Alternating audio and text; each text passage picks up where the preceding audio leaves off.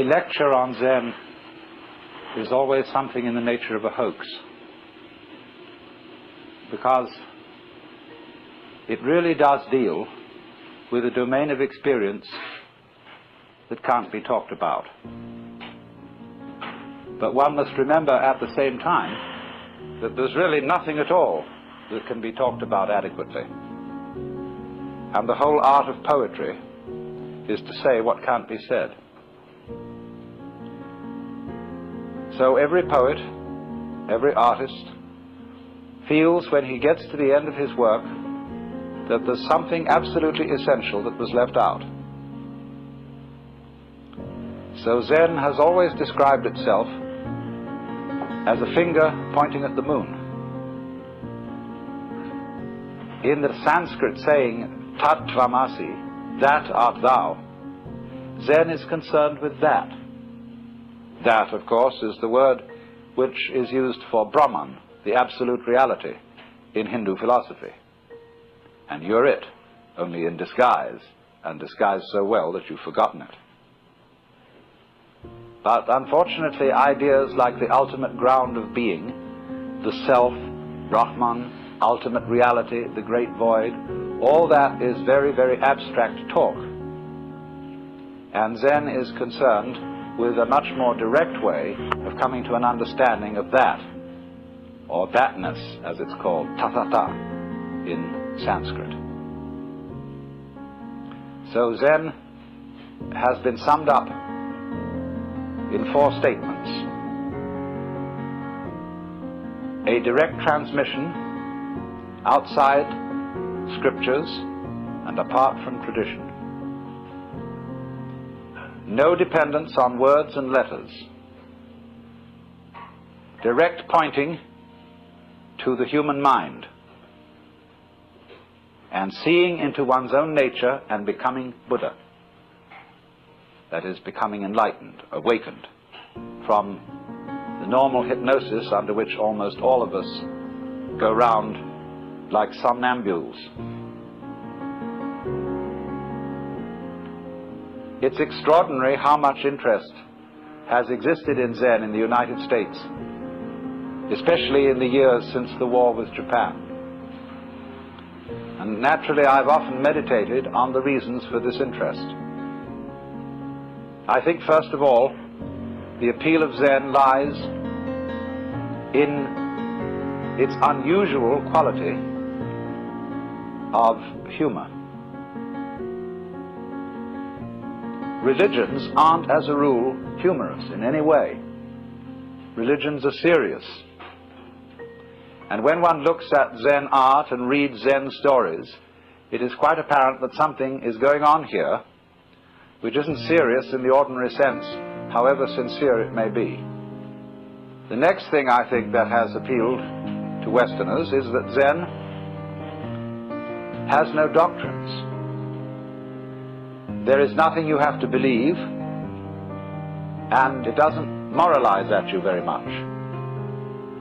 It's not particularly concerned with morals at all. It's a field of inquiry rather like physics. And you don't expect a physicist to discuss authoritatively about morals, even though as a human being he has moral interests and problems. But as a physicist he is not a moral authority.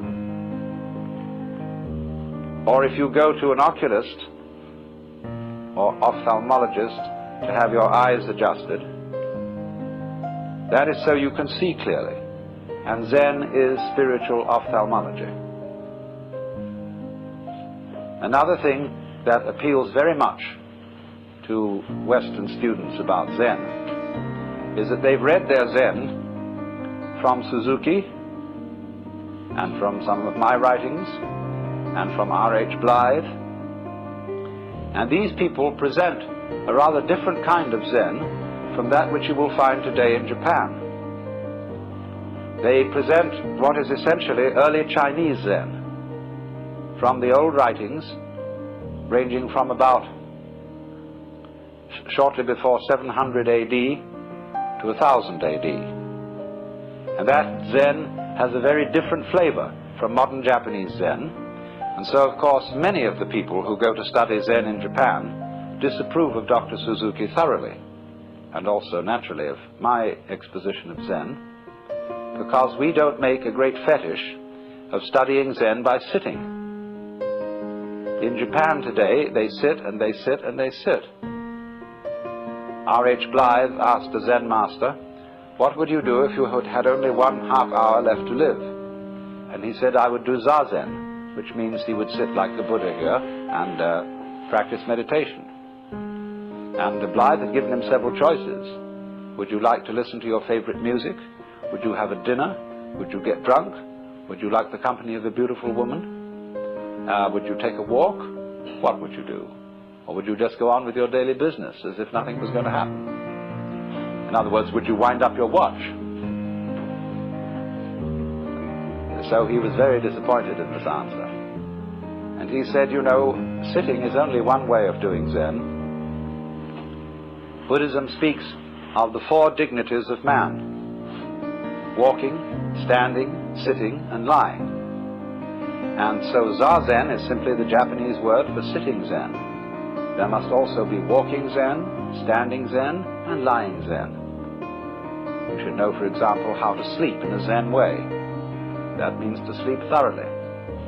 Zen has been described as when hungry, eat, when tired, sleep. And when the student got that description, he said, well, doesn't everybody do that? And the master said they don't. When hungry, they don't just eat, but think of 10,000 things. When tired, they don't just sleep, but dream innumerable dreams. So in a sense, this sounds like the old Western truism: whatever your hand finds to do, do it with all your might. But that's not the same thing as Zen. A lot of people like to see if they could sum up Zen in that way. In the Latin motto of the school I used to go to in England, age dum agis, act when you act, or while you act. There's a famous story which beautifully illustrates the current relationships between East and West. Paul Reps, who wrote, or rather drew, a lovely book called Zen Telegrams, once asked a Zen master to sum up Buddhism in one phrase. And he said, "Don't act, but act." So Reps was simply delighted, because he thought the master had said, don't act, but act. And that, of course, would be the Taoist principle of Wu Wei, of action in the spirit of not being separate from the world, realizing so fully that you are the universe too, that your action on it is not an interference, but an expression of the totality. But the master's English was very bad indeed, and Paul Reps had misunderstood him. He had said, "Don't act, bad act." And you know, that is the sort of attitude that all clergy develop over the centuries. You know how it is when you go to church, if you do. So often the sermon boils down to, "My dear people, you ought to be good." And everybody knows that, but hardly anybody knows how. Or even what good is. The fascination of Zen to the West is that it promises a sudden insight into something that is always supposed to take years and years and years. The psychoanalysts, if you're mixed up, they tell you the troubles you've got yourself into over all these years can't be undone in a day. And therefore it will take many, many sessions, maybe twice a week for several years, for you to get straightened out. The Christians say that if you embark on a path of spiritual discipline, you get yourself a spiritual director and submit yourself to the will of God, but you may not get into the high states of contemplative prayer for very many years. the Hindus, the Vedanta Society people, the Buddhists also say, will require many long years of meditation, very hard concentration, very difficult practice, and stern discipline. And then maybe you will make enough progress in this life to become a monk in your next life. And then you'll make enough progress to enter some of the preliminary stages leading to Buddhahood. But it's all likely to take you many, many incarnations. But when this artist Hasegawa was asked, how does one see into Zen? He said, it may take you 3 seconds. It may take you 30 years. I mean that. And so you see, there is always the possibility that it may take only 3 seconds. Zen literature abounds with stories, you see, in which there's a dialogue, or what is called in Japanese mondo, which means question-answer, between a Zen teacher and his student. And these dialogues are fascinatingly incomprehensible. But it always seems to be that the end of this swift interchange, the student gets the point. Sometimes he doesn't.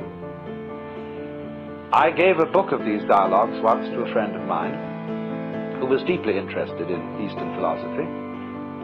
He said, I haven't understood a word of it, but it's cheered me up enormously.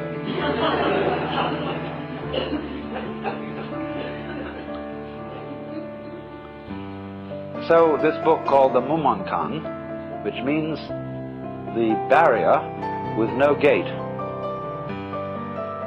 or the gateless gate,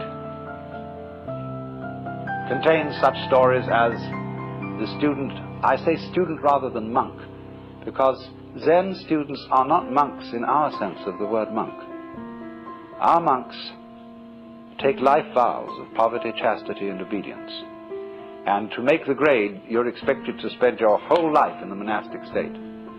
But I call the Zen monk a student because he's more like a student in a theological seminary. He may stay much longer than the usual 3 years. He may stay 30 years or so. But it's always possible for him to leave with dignity and to graduate and to go into lay life or become a regular priest who keeps charge of a temple, can get married and have a family. And only very few graduates of a Zen monastery become Roshi. That Roshi means simply old teacher. That is the man in charge of the spiritual development of the students. So one of these students in the book says to the master Joshu, I have been here in this monastery for some time and I've had no instruction from you. The master said, have you had breakfast? Yes. Then go wash your bowl. And the monk was awakened.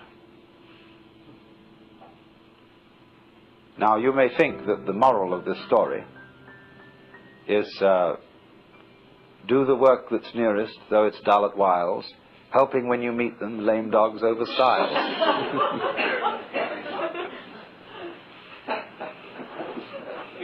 Or that the bowl might be a symbol of the great void, the all-containing universe. And probably the monk had washed it already, because they immediately after eating in Japan and China, in a monastery, they would take tea and pour it into the bowl and swill it around, wash it and wipe it out. So maybe he had already washed the bowl. And in that case, you might think that the master was saying, don't gild the lily. Don't, to use a real nice Zen phrase, don't put legs on a snake or a beard on a eunuch. No, the point of that story is so clear that that's what's difficult about it. And all these stories resemble jokes in this sense. A joke is told to make you laugh.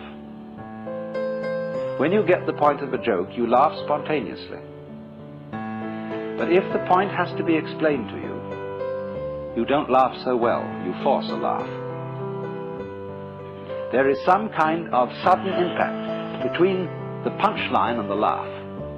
And so in exactly the same way with these stories, there is expected to be something else than laughter, which is sudden insight into the nature of being.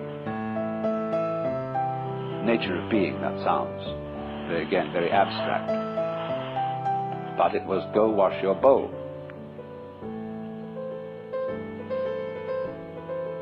So, another story in this book concerns a master who said, when a cow walks out of the enclosure, the corral, the horns and head, the four legs and the body all get through, but not the tail. How is it that the tail can't get through? And nobody could answer this. Another story tells of a certain master called Baijan, who was so good that he had hundreds of students, and they couldn't all be housed in one monastery. So he had to find one of the students who could also be a master. And so he arranged a test. He put down a pitcher in front of them all and said, without making an assertion or without making a denial, tell me, what is this?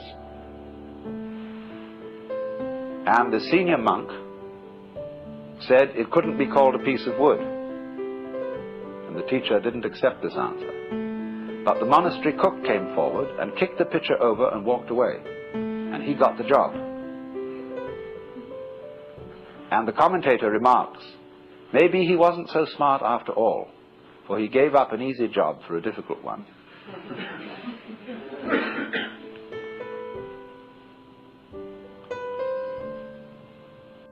When an inquirer about Zen came to a master,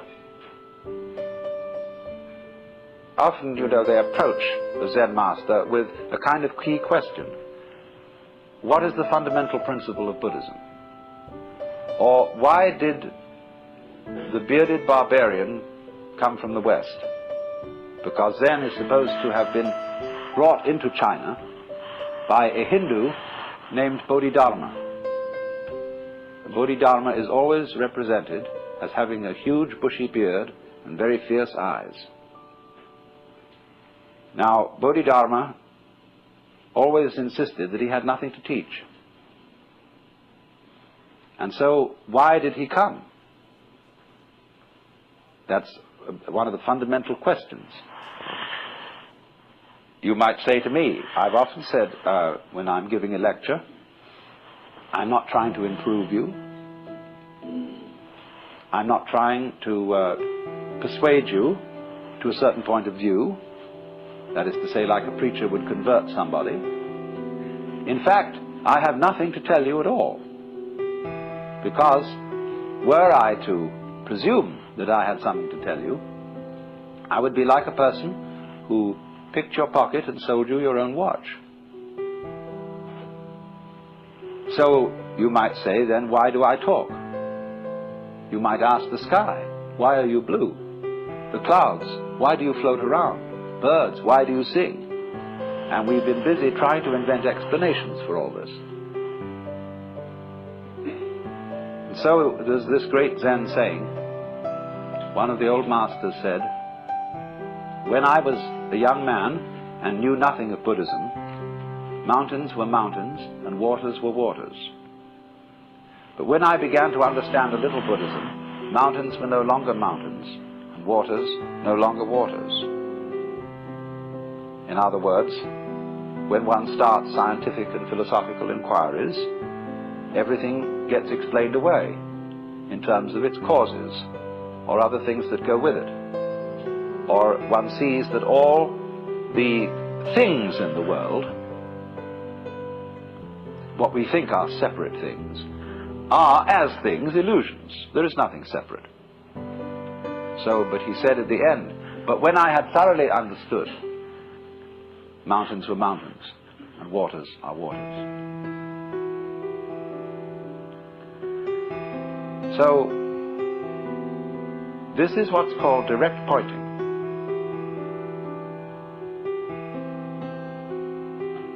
A Zen master was once talking with me, and he said, when water goes out of the wash basin down the drain, does it go clockwise or anti-clockwise? And this was all phrased in the middle of a very ordinary conversation. And, you know, it just seemed like a speculative question. And I said, oh, it might go either. He said, no, like this. Now, he said, which came the first, egg or hen? I said, tuk, tuk, tuk, tuk, tuk. Now, he said, that's the point.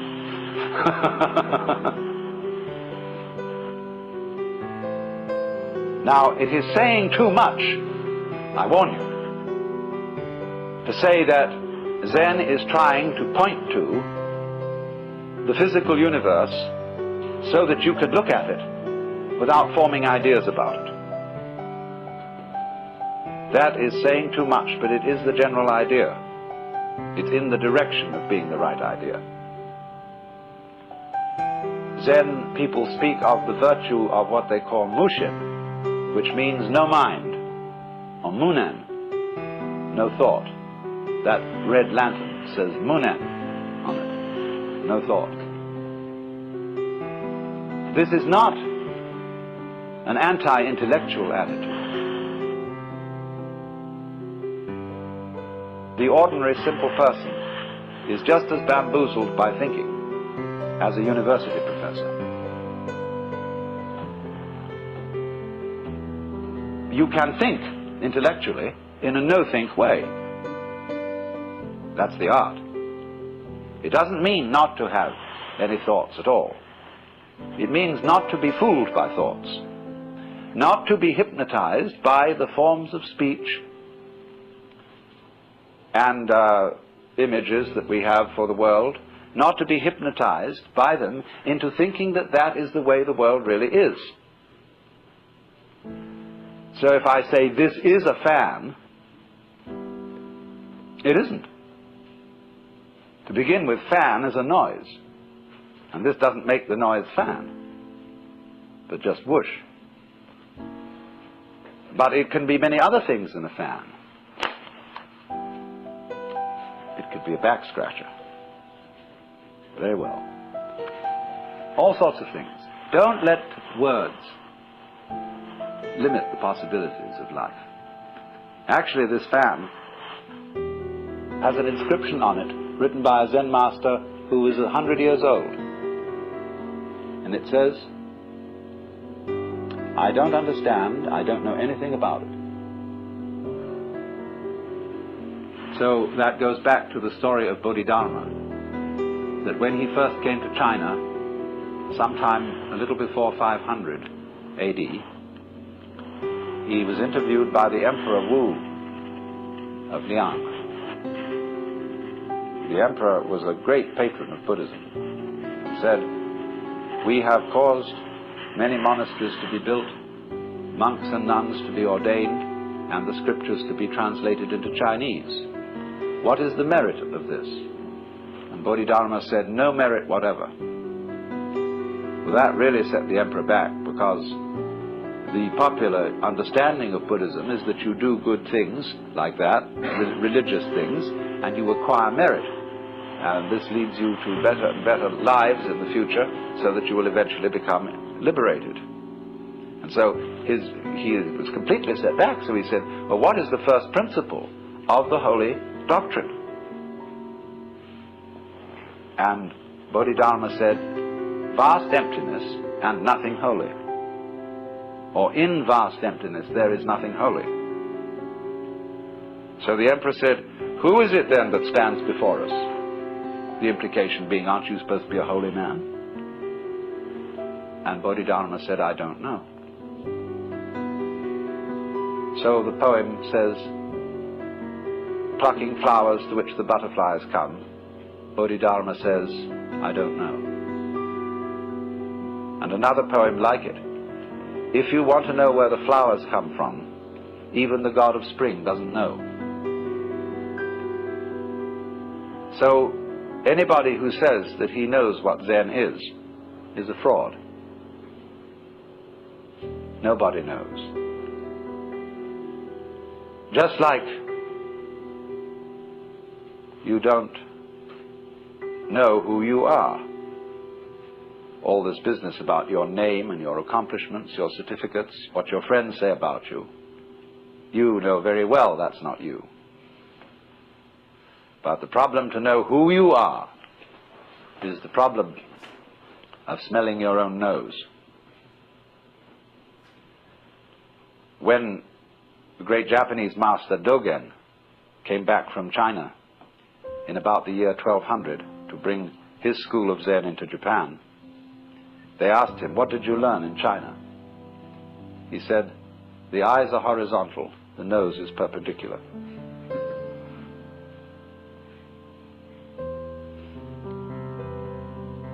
This man went on to write a tremendous book about Zen. They're so contradictory, these people. Don't expect consistency out of a Zen master. Big book called the Shobo Genzo. I talked with the Zen master about this book in Japan, and he said, "Oh," he said, "that's a terrible book. It explains everything so clearly. It gives the show away." He said, "You don't need any book for Zen."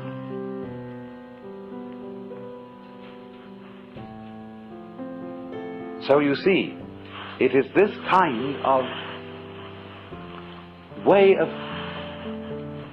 going about things, this method of Zen, that has so fascinated the West. And everybody who reads about Zen wonders if somehow, you see, this understanding is right under your nose. You know how it is, sometimes you get a crowd of people to come into a room, and you put something in the room that's absurd. Like suppose there was a balloon floating on the ceiling. People could come in and not notice it at all. Or, you know, somebody puts on something weird, some kind of a funny necktie or something. And you say to a person, "Well, haven't you noticed?" A woman in a new dress, you know? "Haven't you noticed?" I said, "Well, no, what is it? What is it?" You know, it's right under your nose. They're staring you in the face, but you don't see it. And Zen is exactly like that.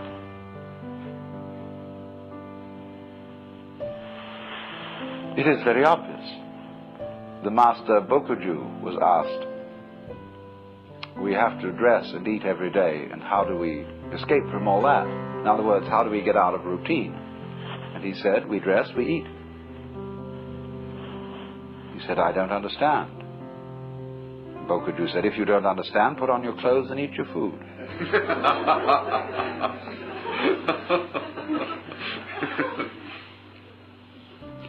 Another Zen master in quite recent times was interviewing a student. You see, all these stories I'm telling you are connected, and what I want you to do is to grasp intuitively the connection. I was interviewing a student, Western student, and he said, "Get up and walk across the room." He got up and walked and came back. He said, "Where are your footprints?"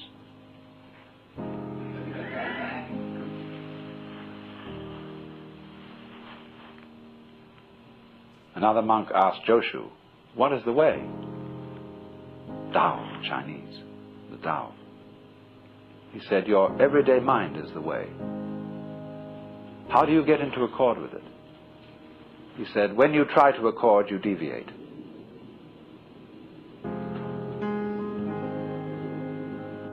So, here is this extraordinary phenomenon. Now let me say, having presented you with all these fireworks, let me say a few sober things about Zen as a historical phenomenon.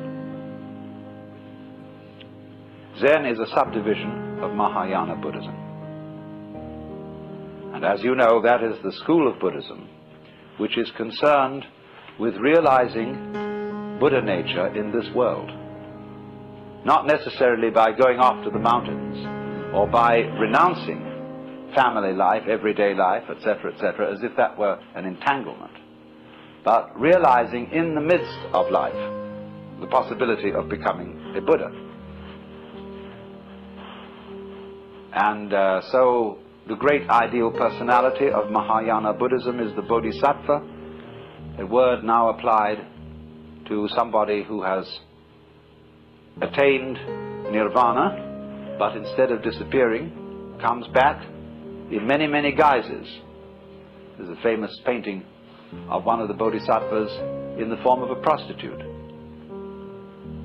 And bodhisattvas in Zen art are often represented as bums. There's the beautiful one over there, painted by Sengai, of the bum Hote, or Putai in Chinese, who's always immensely fat. And he's saying, Buddha is dead. Maitreya, who is supposed to be the next Buddha, hasn't come yet. I had a wonderful sleep and didn't even dream about Confucius. And he's just stretching and yawning as he wakes up. So, Zen is Mahayana, Indian Mahayana Buddhism, translated into Chinese, and therefore deeply influenced by Taoism and Confucianism. Zen monks brought Confucian ideas to Japan. And the origins of Zen lie actually around the year 414, at which time a great Hindu scholar by the name of Kumarajiva was translating with a group of assistants the Buddhist sutras into Chinese. One of his students taught that all beings whatsoever have the capacity to become Buddha, to become enlightened, even rocks and stones, and that even heretics and evildoers have the Buddha nature or Buddha potentiality in them. And everybody said he was a dreadful heretic. But then a text called the Nirvana Sutra came from India, which said precisely that. So everybody had to admit that this man was right. He also began to teach that awakening must be instantaneous. It's a kind of all or nothing state. I don't mean that there aren't degrees of its intensity, but once you see the principle, you see the whole thing. As they say, when the bottom falls out of the bucket, all the water goes together. Those men then promulgated the way of sudden awakening. Bodhidharma came later, and he is supposed in legend to have been followed by a line of 6 patriarchs, of which he was the first. The second was named Eka, I'm using the Japanese pronunciation, who was formerly a general of the army. Then the third was Sosan, who wrote the Shinjinmei, which is a most marvelous little summary of Buddhism in verse. And so on till they came to Eno, the 6th patriarch. You know perhaps more familiarly his Chinese name, Huineng. He died in 715 AD. He's the real founder of Chinese Zen, the man who synthesized the whole thing, and was at least his collected discourses are contained in what is called the Platform Sutra. And any student of Zen should read the Platform Sutra. But Eno really fused Zen with the Chinese way of doing things. And he emphasized very thoroughly, do not think you are going to attain Buddhahood by sitting down all day and keeping your mind blank. Because a lot of those students who practiced dhyana, which is the Sanskrit for Chan, which is the Chinese for Zen, which is in turn Japanese, means meditation, or contemplation perhaps would be a better translation in English. And everybody thought that the proper way to contemplate was to be as still as possible. But according to Zen, That is to be a stone Buddha instead of a living Buddha. Now I can knock a stone Buddha on the head, clunk, and it has no feelings. And so it's a stone Buddha. There was a famous Zen master called Tanka, who went to a little lonely temple on a freezing cold night. And he took the Buddha image, one of the Buddha images off the altar, split it up and made a fire. And when the attendant of the temple came in the morning, he was horrified. Broken the image, and Tanka took his stick, started raking in the ashes. And the temple priest said, "What are you looking for?" He said, "I'm looking for the sali, that is to say the jewels that are supposed to be found in the body of a genuine Buddha when he's cremated." So the priest said, "You couldn't expect to find sali from a wooden Buddha." "In that case," said Tanka, "let me have that other Buddha for my fire." That's, you see, the difference between living Buddha and stone Buddha. But a person who thinks that in order to be awakened, you have to be heartless, to have no emotions, no feelings, that you couldn't possibly lose your temper or get angry or feel annoyed or depressed, those people haven't got the right idea at all. If that's your ideal, said Eno, you might just as well be a block of wood or a piece of stone. What he wanted you to understand is that your real mind, while all those emotions are going on, is imperturbable. Just like when you move your hand through the sky, you don't leave a track. The birds don't stain the blue when they pass by. And when the water reflects the image of the geese, the reflection doesn't stick there. So, to be pure-minded in the Zen way, or clear-minded is a better way of translating it, is not to have no thoughts. It's not a question of not thinking about dirty things. One great master of the Tang dynasty, when asked, "What is Buddha?" believe it or not, answered, "A dried turd." So it's not that kind of purity. It is purity, clarity, in the sense that your mind isn't sticky. You don't harbor grievances. You don't be attached to the past. You go with it, with life. Life is flowing all the time. That is the Tao, the flow of life. You are going along with it whether you want to or not. You're like people in a stream. You can swim against the stream, but you'll still be moved along by it. And all you'll do is wear yourself out in futility. But if you swim with the stream, the whole strength of the stream is yours. Of course, the difficulty that so many of us have is finding out which way the stream is going. But certainly, as it goes, all the past vanishes, the future has not yet arrived.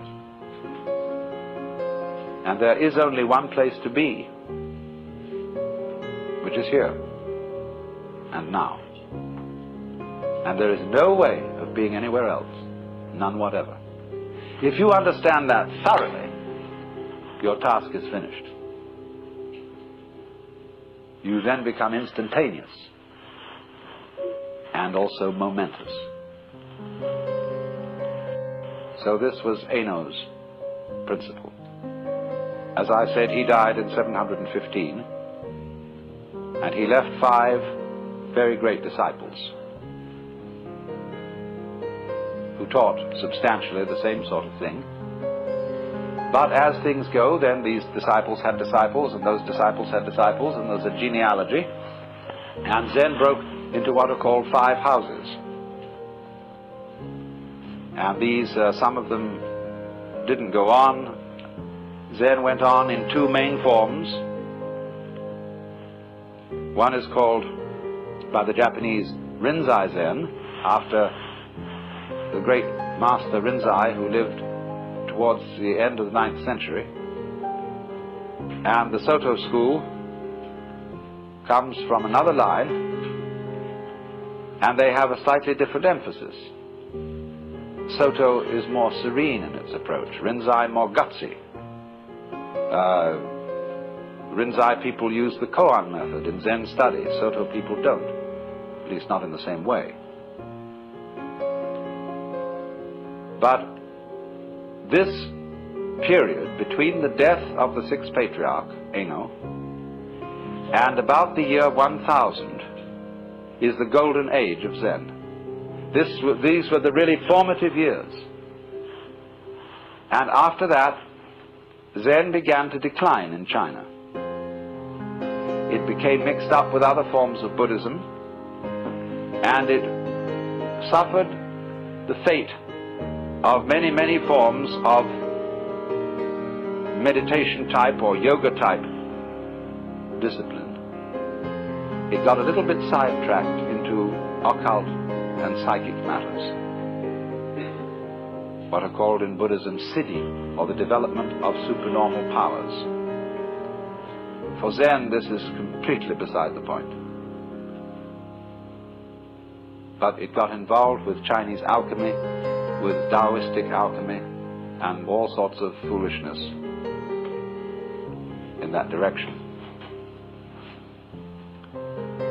But a very strong strain of Zen went to Japan, the first being in about 1130, the monk Eisai, and then about 1200, the monk I told you about, Dogen, who founded the great, beautiful, gorgeous, voluptuous monastery at Eiheiji,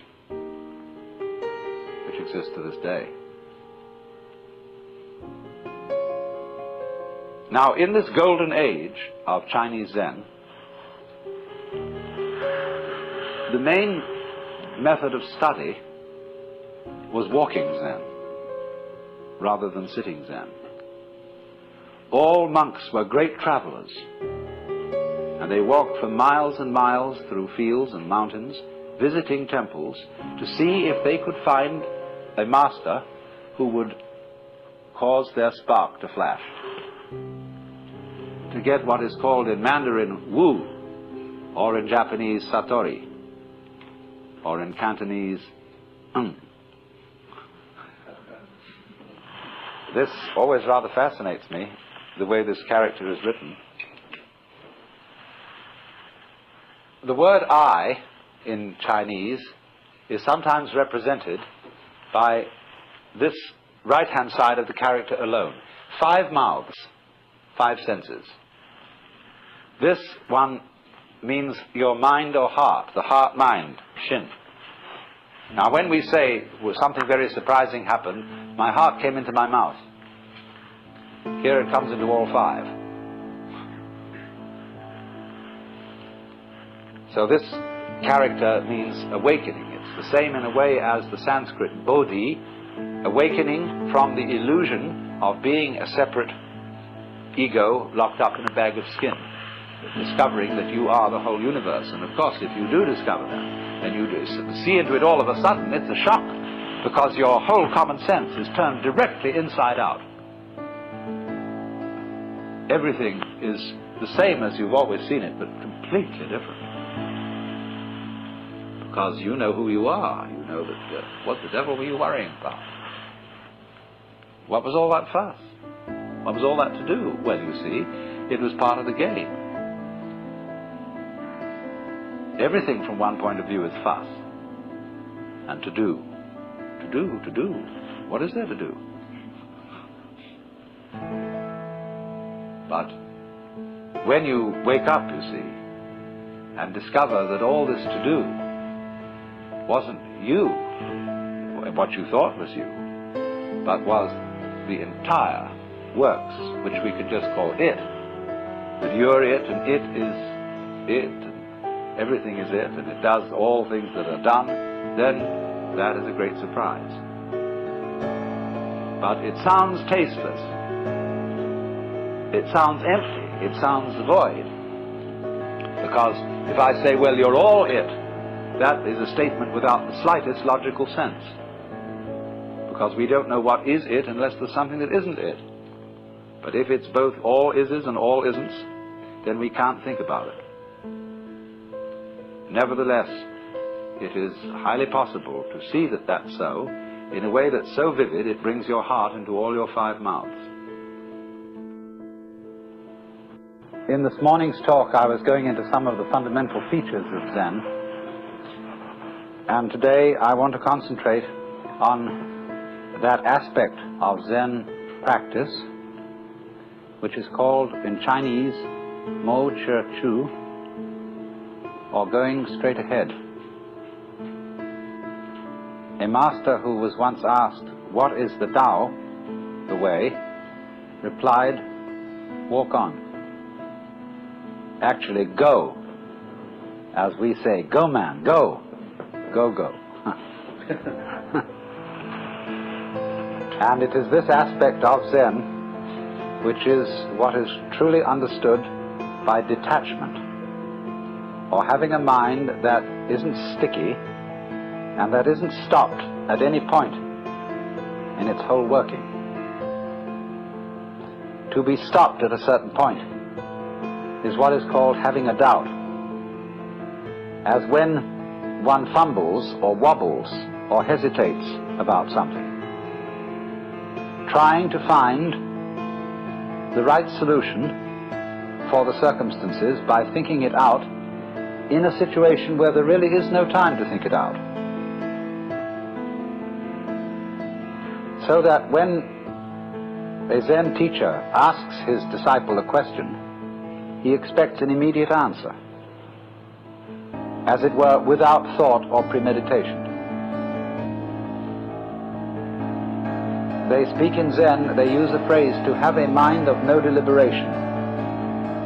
And they also speak of a kind of person, a man who doesn't depend on anything. That is to say, on a formula, on a theory, on a belief, to govern his action. And this person who doesn't stick anywhere is like Dante's image at the end of the Paradiso, where he says in the presence of the vision of God, "But my volition now and my desires were moved as a wheel revolving evenly by love that moves the sun and other stars." And the image of the wheel, which is not too tight on its axle and not too loose, that is really with the axle, is the Zen principle of not being attached, not being sticky. It's very difficult for us to function in that way because we've been brought up to believe that there are two sides to ourselves.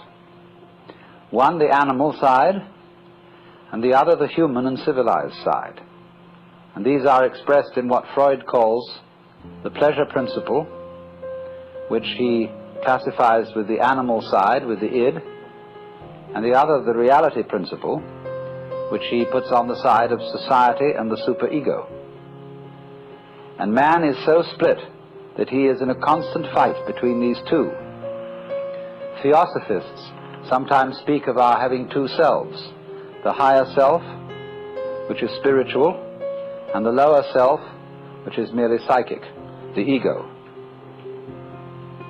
And therefore the problem of life is to make the one self, the higher one, take charge of the lower, as a rider takes charge of a horse. But the problem that constantly arises is, how do you know that what you think is your higher self isn't really your lower self in disguise? When a thief is robbing a house and the police enter on the ground floor, the thief goes up to the second floor, and when the police follow up the stairs, he goes higher and higher until at last he gets out to the rooftop. And in the same way, when one really feels oneself to be the lower self, that is to say, to be a separate ego, and then the moralists come along, they are of course the police, and say, "You ought not to be selfish," then the ego dissembles and tries to pretend that he's a good person after all. And therefore, one of the ways of doing this is for the ego to say, I believe I have a higher self. And I would say, why do you believe that? Do you know the higher self? No, if I knew it, I would behave differently. But I'm trying to get there. Well, why are you trying to get there? Well, then the police wouldn't come around. Then the moralists wouldn't preach at me. Then I could feel that I was doing my duty, behaving as a proper member of society. But all this is a great phony front. If you don't know that there is a higher self, and you believe that there is one, on whose authority do you believe this? You say, oh, such and such a teacher, Buddha, Jesus, Shankara, the Upanishads, said that we have a higher self. And I believe it. Catholics sometimes say they believe their religion because they're told to, and they have to be obedient. The Catechism starts out, the Baltimore Catechism, it starts out, we are bound to believe that there is but one God, the Father Almighty, creator of heaven and earth, etc. And they make jokes about the Protestants and say, they don't have real authority in Protestant church because everybody interprets the Bible according to his own opinion. But we have an authoritative interpretation of the Bible. But this always screens out the fact that it is fundamentally a matter of your own opinion that you accept the authority of the church to interpret the Bible. You cannot escape in all matters of belief from opinion. In other words, it must become clear to you that you yourself create all the authorities you accept. And if you create them in order to dissimulate, in order to pretend that your motivations and your character are different, that you would like them to be different, this is the same old principle of the separate self trying to improve itself so that it will live longer or survive in the spiritual world or attain the riches and the progress of enlightenment. And the whole thing is phony. So in Zen, a duality between higher self and lower self is not made. Because if you believe in the higher self, this is a simple trick of the lower self.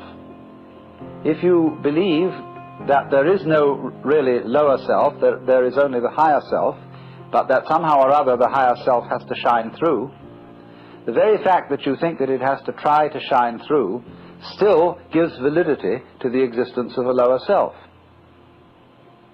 If you think you have a lower self or an ego to get rid of, and then you fight against it, nothing strengthens the delusion that it exists more than that. So this tremendous schizophrenia in human beings of thinking that they are rider and horse, soul in command of body, or will in command of passions, wrestling with them, all that kind of split thinking simply aggravates the problem. And we get more and more split. And so we have all sorts of people engaged in an interior conflict which they will never resolve. Because the true self, either you know it or you don't. If you do know it, then you know it's the only one, and the other, so-called lower self, just ceases to be a problem. It becomes something like a mirage. And you don't go around hitting at mirages with a stick or trying to put reins on them. You just know that they're mirages and walk straight through them. But if you are brought up to believe yourself split, I remember my mother used to say to me when I did naughty things, she said, "Alan, that's not like you." So I had, some conception of what was like me in my better moments, that is to say, in the moments when I remembered what my mother would like me to do. And so that split is implanted in us all. And because of our being split-minded, we are always dithering. Is the choice that I am about to make of the higher self or of the lower self? Is it of the spirit or is it of the flesh? Is the word that I have received of the Lord or is it of the devil? And nobody can decide. Because if you knew how to choose, you wouldn't have to. In the so-called moral rearmament movement, which is a very significant title, you test your messages that you get from God in your quiet time by comparing them with standards of absolute honesty, absolute purity, absolute love, and so on. But of course, if you knew what those things were, you wouldn't have to test. You would know immediately. And do you know what those things are? The more one thinks about the question, what would absolute love be?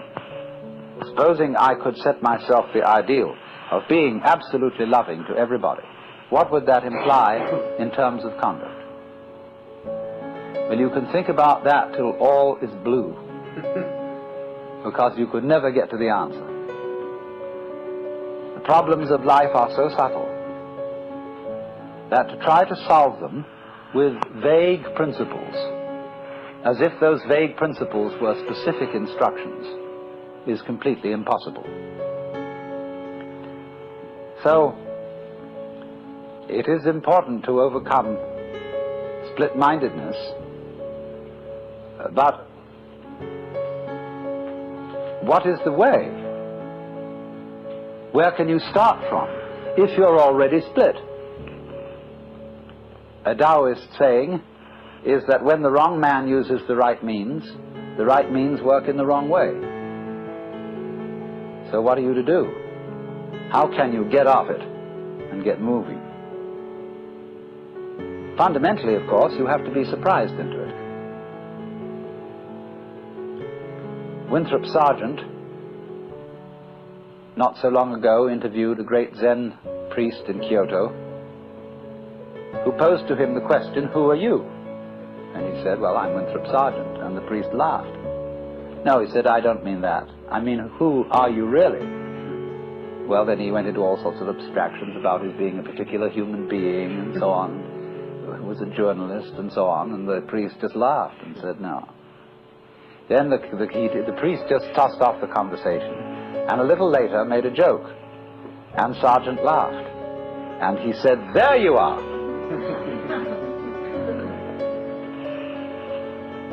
There was an army officer who once came to a Zen master and said, "I have heard a story about a man who kept a goose in a bottle, and it was growing very rapidly, and he didn't want to break the bottle and he didn't want to hurt the goose, so how would he get it out?" The Zen master didn't answer the question at all, but simply changed the subject. Finally, the officer got up to leave, and he went over to the door, and suddenly the Zen master called out, "Oh, officer!" And he turned around and said, "Yes?" The master said, "There, it's out."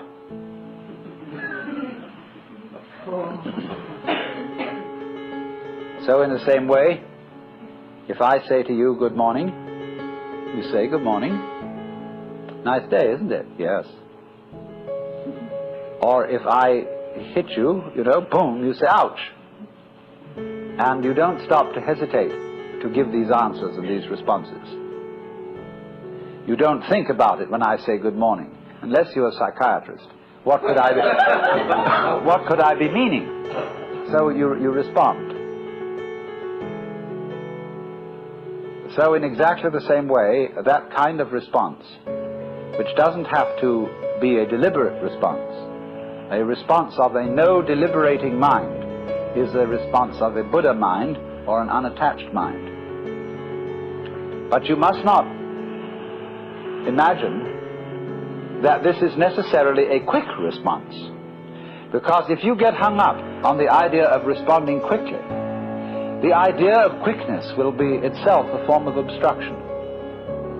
Very often when Dr. Suzuki is asked a question, very complicated question, by some philosophy major at Columbia when he's giving lectures there, he's silent for a full minute and then says, yes.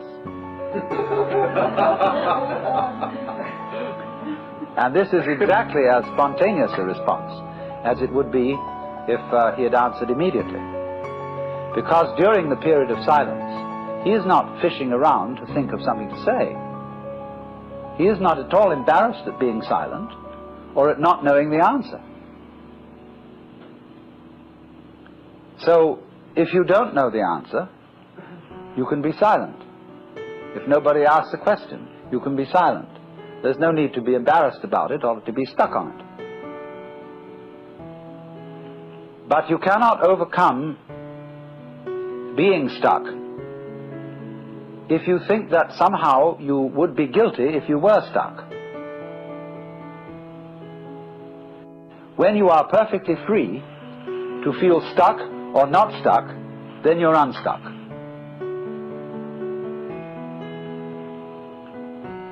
Because actually, nothing can stick on the real mind, and you will find this out if you watch the flow of your thoughts.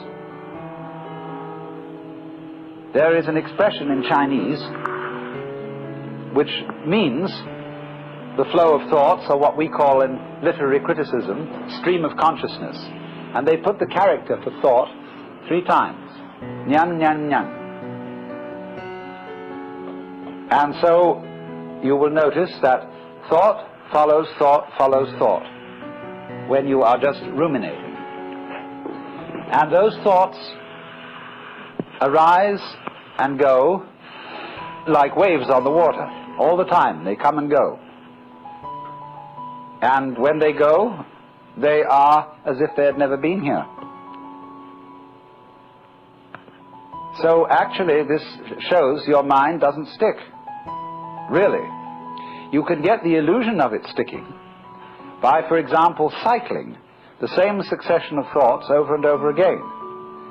And that gives a sense of permanence in the same way as when you revolve a cigarette butt in the dark. You get the illusion of there being a solid circle, although there is only the single point of fire.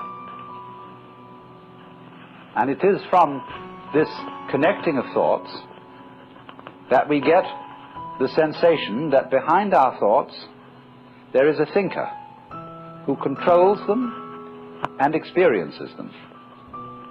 Although the notion that there is a thinker is just one member in the stream of thoughts. For example, if you get a certain kind of rhythm that goes diggy diggy diggy diggy boop, diggy diggy diggy diggy diggy boop, diggy diggy diggy diggy diggy boop, diggy diggy diggy diggy diggy boop, the boop is part of the rhythm. But it can be used as a cue. So you get, in relation to diggy diggy diggy diggy boop, you get thought, thought, thought, thought, thinker, thought, thought, thought, thought, thought, thinker. And if this happens regularly enough and long enough, you get the illusion of there being someone who thinks, apart from the stream of thoughts which come and go, the stream of experiences. And we use such absurd phrases, not only as thinking our thoughts, but feeling our feelings, seeing sights and hearing sounds. But you must understand, it is perfectly obvious that seeing a sight is seeing, hearing a sound is hearing, feeling a feeling is feeling. So in the same way, thinking a thought is thinking. But you get split-minded, you see, and so you get I and me, and the I who ought to or must control me, as a sensation of some real entity that stands aside from thoughts and chooses among them, controls them, regulates them, and so on. Actually, this is a way to have one's thoughts not controlled. The more there is this duality of the separate thinker standing aside from the thoughts, the separate feeler watching or feeling the feelings, the more the stream of feelings is coaxed into self-protective activity. into getting more and more like a stuck record, the purposes of which are to protect and to aggrandize and enlarge the status of the supposed thinker. When Joshu, who was a Tang Dynasty Zen master, was asked, he had made some reference to the enlightened mind being like a mind of a child. And he said, well, what is the mind of a child? And he said, a ball in a mountain stream. Why? Thought follows thought instantaneously without interruption.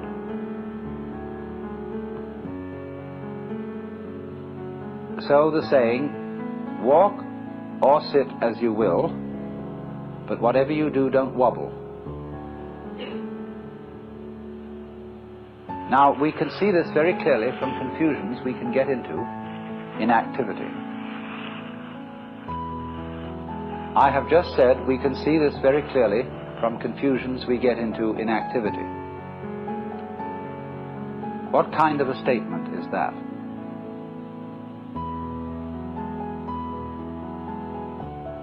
When I raise the question, what kind of a statement was it that I just made, I'm beginning to talk about talking. And one can do that, provided you don't try to do it while you're making the original statement. If I want to say something about what I've just said, then I must do it later, mustn't I? But not at the same time. I cannot say you are a fool, and at the same time say, I'm giving you an insult in so many words. I cannot say, or in mathematics, I cannot write down a certain equation, and as I'm writing it down, simultaneously state what kind of an equation this is. Unless, of course, I invent an exceedingly complex language which talks about itself as it goes along. But in the ordinary way, people get completely mixed up by that. In the middle of being about to say to somebody anything, you start to think about whether this is the right thing to say, and you start wobbling. You get, in other words, too much feedback.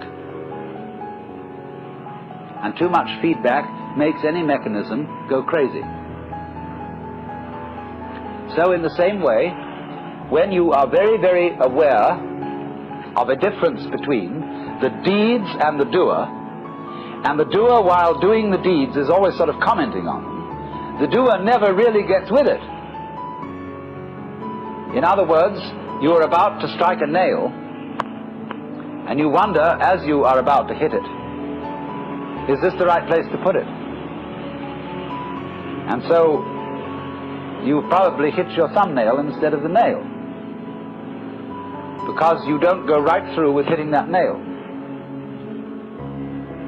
This is not saying, let me mark this again, it is not saying that there should be no criticism of thought. But if you criticize thought while thinking, as if there were a critic thinker standing aside from the stream of thought, then you get all balled up. And that is exactly what happens in the process of attachment, or what are called in Buddhist klesha, which mean disturbing confusions of the mind. And you see, this kind of confusion is something to which the human organism is peculiarly liable, because the human organism has language, you see, thinking is silent language. And I mean language in the most inclusive sense of the word, not only words, but also images and numbers, notation. Just because then we can talk about anything, we can talk about talking, we can talk about thinking, we can talk about ourselves, as if we could stand aside and say, said I to myself, said I. All we are actually doing is making a second thought, or thought stream, which comments on the one that went before, and then pretending that the second stream is a different stream than the first. That's because there are built into our minds all kinds of phony images about memory. We think, for example, of memory by analogy with engraving. In order to remember something, we write it down. And so we have a flat and stable piece of paper, and we make marks on it with a pencil, and they stay there. So we begin to think, is mental memory something of the same kind? Is there something stable upon which the passage of thoughts makes an impression? We say, he impressed me very much. This was a lasting impression on my mind. As if we were tablets. Indeed, the philosopher Locke used the expression tabula rasa, or clean slate, to describe the mind of a child. This is a mind which has not yet collected any memories, as if there were some sort of surface which accumulated these things and preserved them, and that's me. But you see, this superstition is related to a much more ancient superstition, that the world consists of two elements, one of which is stuff and the other of which is form. This is a myth based on a model of the world which is fundamentally ceramic. God formed Adam out of the dust of the ground. And so there is a stuff, and so there are forms engraved in it or imposed on it or stamped on it like a seal is stamped on wax. What is stuff like apart from form? What is form like apart from stuff? All those problems which have bothered people for centuries are based on asking the question in the wrong way, on having used the wrong image for the process. Actually, since nobody ever saw a piece of shapeless stuff, and nobody ever saw a piece of stuffless shape, the whole thing really is saying that they are the same. And there isn't any necessity even to think of a difference between them. Even the contrasting words, form and substance, or form and matter, are a nuisance. There is process. There is the flow of thought. And the flow of thought doesn't have to happen to anyone. Experience does not have to beat upon an experiencer. There is all the time simply the one stream going on, and we are convinced that we stand aside from it and observe it, because we've been brought up that way. But you know, in your stream of thought and experience, I am an object, and a very fleeting and passing one. And constant also in my stream of experience, you also are people who come and go. We are all, you see, living in the same world. We think there is me and there is an external world round me, but I am in your external world and you are in my external world. And if you think about that, you see we're all in one world, going along together. There isn't really the internal and the external. There is simply the process. It's very important to get rid of that illusion of duality between the thinker and the thought. So, find out who is the thinker behind the thoughts. Who is the real, genuine you? And so one of the methods that is used is shouting. The Zen master would say to a student, now, I want to hear you. I want to hear you say the word mu and really mean it. Because I want to hear not just the sound, but the person who says it. Now produce for me that. He says, mu! And the Zen teacher says, no, no, not yet. Mu! And he says, it's only coming from your throat. I want to hear your belly, you know? And always, you see, it will never come while the person is trying to make a differentiation between a true move and a false move.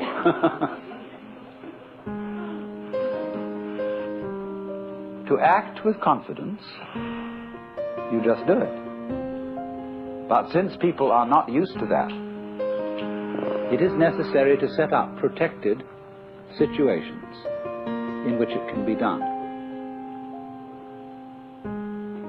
If we just in the ordinary way of social intercourse acted without deliberation, we would get into amazing confusions. As when people say, always speak the truth, never tell a white lie. And they say exactly what is true and what they think about other people. Well, they can raise a great deal of trouble. But the experience of Zen has been that there should be a kind of enclosure in which this kind of behavior can be done until the people are expert in it and know how to apply it in all situations. The function of a Zen teacher is to put his students in all kinds of situations where in the normal course of social relations they would get stuck. By asking nonsensical questions, by making absurd remarks, by all ways of unhinging things, and above all, keeping them stirred up with impossible demands. To hear the sound of one hand, to, without moving, stop a ship sailing out on the water, or to stop the sound of a train whistle in the distance. Magic. To touch the ceiling without getting up from one's chair. To take the 4 divisions of Tokyo out of your sleeve. To take Mount Fuji out of a pillbox. All these impossible questions are asked. And in the ordinary way of interpreting these questions, we think, well, now, gee, how could we do that? See, that's a very difficult question that's been asked. And you have to think, what would I do to do that? Because we are caught up in a certain way of discourse, which the language game that we play, and the social games, the production games, and the survival games that we play are good games. But we take them so seriously that we think that that is the only important thing. And this is to unstick us from that notion and realize that it would be just as good a game to drop dead now as to go on living. Is a lightning flash bad because it lives for a second as compared with the sun that goes on for billions of years?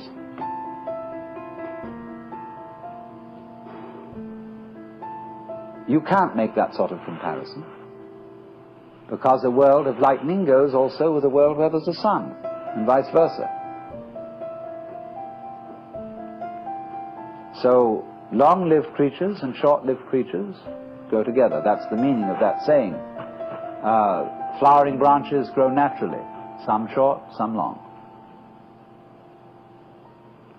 So this then is a scene in a Zen community where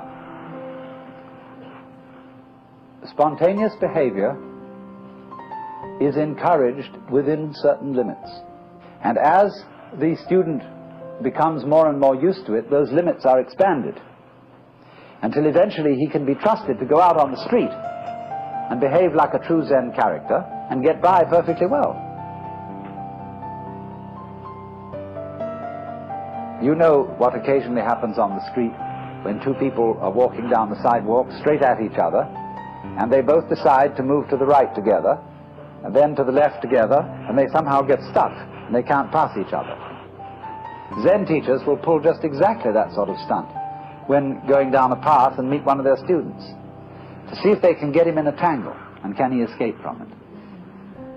And you will find in everyday life that there is a very clear distinction between people who always seem to be self-possessed, and people who are dithering and nervous and don't quite know how to react in any given situation, always getting embarrassed, because they have their life too strongly programmed. You said, I mean, this is a common marriage argument. You said you would do such and such a thing at such and such a time, and now you've changed your plans. Not that the change of plans really caused any inconvenience, but just the feeling that when you say you will do something at a certain time, you ought to do it at that time, come hell or high water. So that's being very unadaptable. That's being a stone kind of sticky thing. If it after all doesn't matter when we do it, and somebody is offended because the time has been changed, that's simply because they are attached to punctuality as a fetish. And this is one of the great problems. This causes many automobile accidents. Men rushing home to be on time for dinner, when they stayed late either working or they had to stop for a drink at some bar, or when the girl feels that she has to, if she has a fussy husband and she feels she has to have the dinner ready at exactly a certain moment, she ruins the cooking. He'd rather have a faithful wife and a bad cook. I hope I'm not treading on any toes.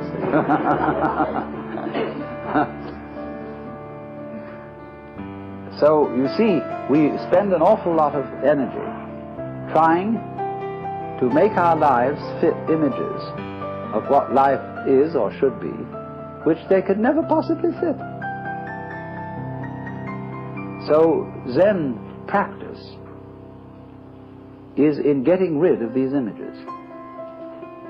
But it's so explosive socially to do that, and it so worries people. They get vertigo, they get dizzy, they don't know which end is up. And this happens, you know, if you've ever been in one of those blab sessions, where they call them tea groups, I think, or something like that, where the people gather together without any clear idea of what this gathering's about. They know it's somehow self-exploration, but just how do you begin on that? And so somebody starts to push his idea, and then somebody else says, well, why are you trying to push your idea on us? And then they all get into an argument about the argument. And the most amazing confusions come about, but sometimes they all see what idiots they're being, and then they learn to live together in a really open and spontaneous way. There was a very interesting dinner party once where a Zen master was present, and there was a geisha girl who served so beautifully and had such style that he suspected she must have some Zen training. And after a while, when she paused to fill his sake cup, he bowed to her and said, I'd like to give you a present. And she said, I would be most honored. And he took the iron chopsticks that are used for the hibachi, the charcoal brazier, moving the charcoal around. He picked up a piece of red-hot charcoal and gave it to her. Well, she had very long sleeves on her kimono. She whirled the sleeves around her hands and took the hot charcoal, withdrew to the kitchen, dumped it, and changed her kimono because it was burnt through. Then she came back into the room, and after a suitable interval, she stopped before the Zen master and bowed to him and said, I would like to give you, sir, a present. And he said, I would be very much honored. And of course, he was wearing a kimono, something like this. And so she picked up a piece of coal and offered it to him. He immediately produced a cigarette and said, thank you, that's just what I needed.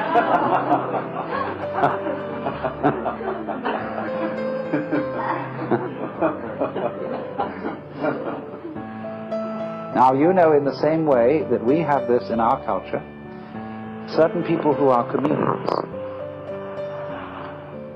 who know how to make jokes and gags in a completely unprepared situation,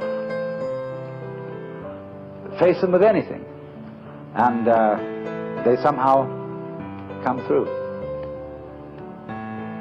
So that is exactly the same thing in a special domain as Zen. Only a master of Zen does this in every life situation. But the important thing is to be able to do this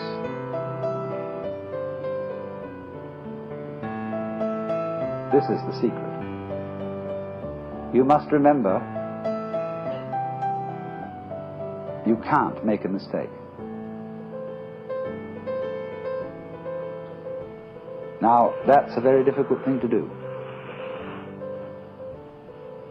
Because from childhood up, we have had to conform to a certain social game.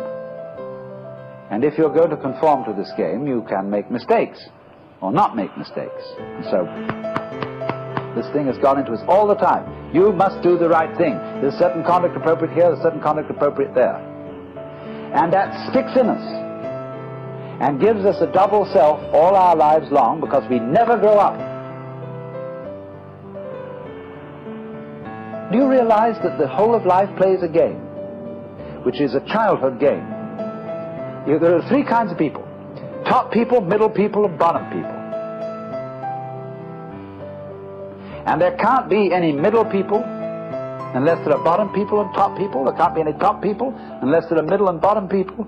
And so it goes. And everybody's trying to be in a top set. Well, if they're going to be there, there's got to be someone in the bottom set.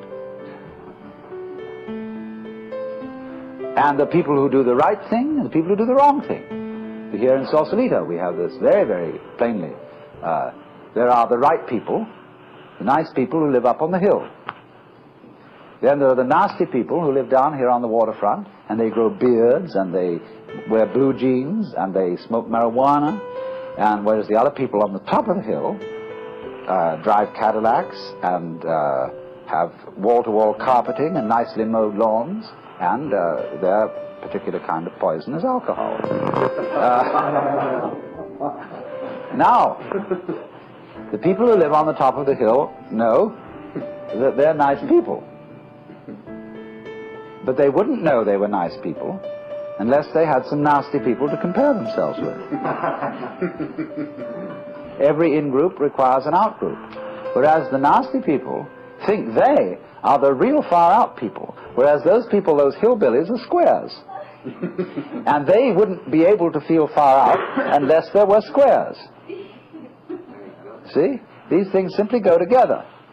But when that is not seen, we play the games of getting on top of things all the time.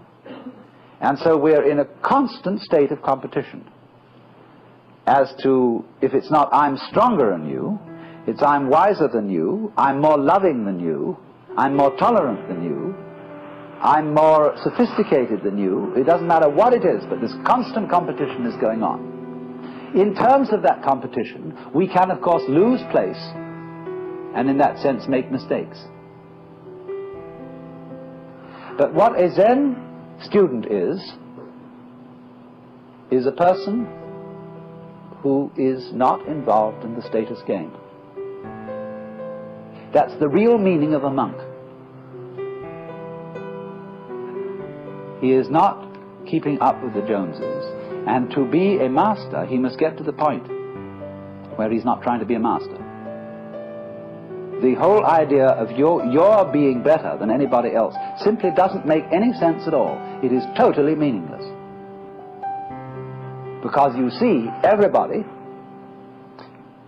manifesting the marvel of the universe in the same way as the stars do, and the water, and the winds, and the animals. And you see them all as being in their right places, and not being able really to make mistakes, although they may think they're making mistakes, or not making mistakes, and playing all these competitive games. But that's their game. Now, I only say, if that game begins to bore you, and it begins to trouble you and give you ulcers and all kinds of things, then you raise the problem of getting out of it. And therefore you start to become interested in things like Zen. That is simply a symptom of your growing in a certain direction, where you are tired of playing a certain kind of game. You are as naturally flowing in another direction as if a tree were putting out a new branch. So because you say, oh well, we people are interested in higher things, you see, that depends still on the differentiation of rank between the superior and the inferior people. But when you begin to see through that and grow out of that, you don't think anymore of this superior and inferior classification. You don't think we are spiritual people who attend to higher things as distinct from these morons who are only interested in beer and television. This is simply our particular form of life.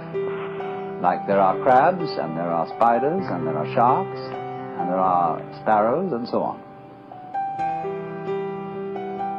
The trouble with the human being is, like the trouble with certain animals, like the dinosaur, who evolved to the point where he was so big that he had to have two brains, a higher self in the head and a lower self in the rump.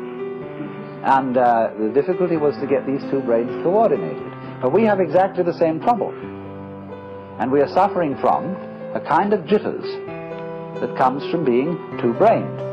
Now, you see, I'm not saying that that jitters is bad. It's a potential step in evolution and an opportunity of growth. But remember, in the process of growth, the oak is not better than the acorn. Because what does it do? It produces acorns. Or you could say, just like I sometimes love to say, that a chicken is one egg's way of becoming others. So an oak is an acorn's way of becoming other acorns. Where is the point of superiority?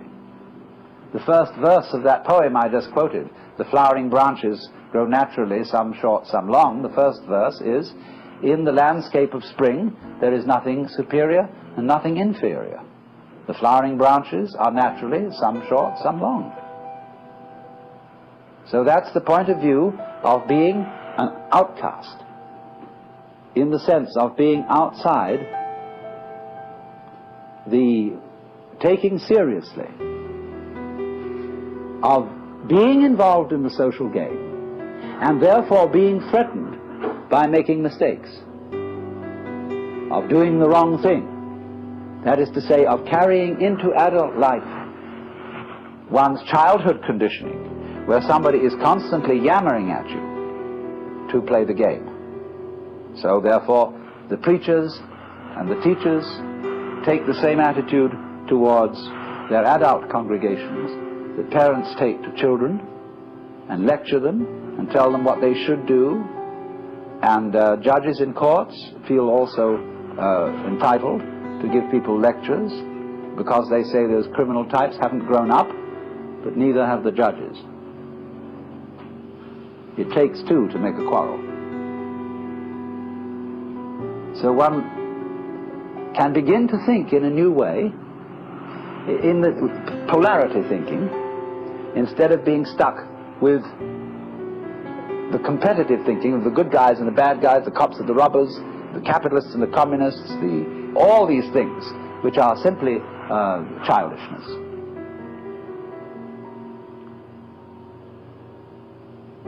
Now, of course, you recognize that the moment I say that, it's like talking in English in order to show that the English language has limitations. And I am talking in a language that seems competitive to show that the competitive game has limitations. As if I were saying to all you cats here, look, I have something to tell you that is, and if you get this, you'll be in a better position than you were before you heard it. But I cannot speak to this group or this society or this language-speaking culture without using the language, the gestures, the customs, etc. that you have. The Zen masters try to get around this by doing things suddenly that people just don't get. Well, what is this? Therefore, that is the reason why, this is the real reason why, Zen cannot be explained. You have to make, as it were, a jump from the valuation game of better people and worse people, in groups and out groups. And you can only make it by seeing that they all are mutually interdependent. So if we take this situation, let's say I would be talking to you and saying, look, I have some very special thing that you've got to take notice of. Therefore, I am the in-group, and I am the teacher, and you are the out-group. I know perfectly well that I cannot be the teacher unless you come here. And so that my status and my position is totally dependent on you. It isn't something you see, therefore, I have first, and then you get. These things arise mutually. So if you wouldn't come, I wouldn't talk. I wouldn't know what to say. Because I borrowed your language. So that is the insight that things go together. Then, when you see that and aren't in competition, then you don't make a mistake, because you don't dither. When I first learned the piano and played these wretched scales, the teacher beside me had a pencil in her hand, and she hit my fingers every time I made a wrong note. Consequent was I never learned to read music, because I hesitated too long to play the note on time. Because I was always, is this pencil going to land? See? And that gets built into your psyche. And so people are always, although they're adults and nobody is clubbing them around and screaming at them any longer, they hear the echoes of that screaming mama or that bombinating papa in the back of their heads all their life long. And so they adopt the same attitudes to their own children, and the fast continues. Because there is no, I mean, I don't say that you shouldn't lay down the law to children if you want them to play the social game. But if you lay down the law to your children, you must make provision later in life for them to be liberated, to go through a process of curing them from the bad effects of education. But you can't do that unless you too grow up, you see, unless we grow up. Says I, including myself.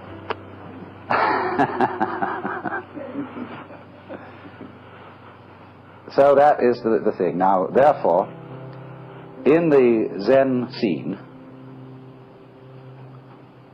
you would think that the master, as we know him and as we read about him, is an extremely authoritarian figure. That's the way he deliberately comes on at the beginning. He puts up a terrific show of being an awful dragon. And this screens out all sorts of people who don't have somehow the nerve to get into the work.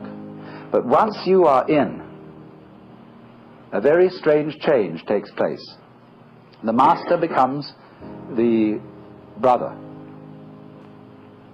He becomes the affectionate helper of all those students, and they love him as they would a brother, rather than respect him as they would a father. And therefore the students and masters, they make jokes about each other. They have a very curious kind of social relationship, which has all the outward trappings of the authoritarian, but everybody knows on the inside that that's a joke. Liberated people have to be very cool. Otherwise, in a society which doesn't believe in equality and cannot possibly practice it, they would be considered extremely subversive. And therefore great Zen masters wear purple and gold and carry scepters and sit in thrones, and all this is carried on to cool it. And the outside world knows that they're all right. They have discipline, they have order, they're perfectly fine.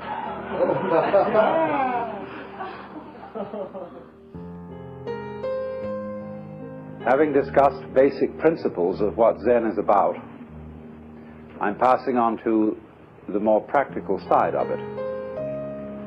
A Zen monastery is not a monastery in the Christian sense.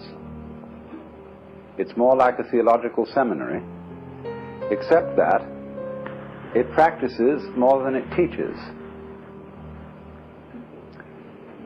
A typical institution consists of a campus,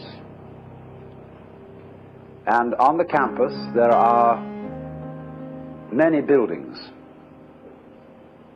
First of all, round the edges you will invariably find independent temples that were founded in times past by noble families, because one of the things that the Buddhists did when they came to the Far East was they exploited ancestor worship.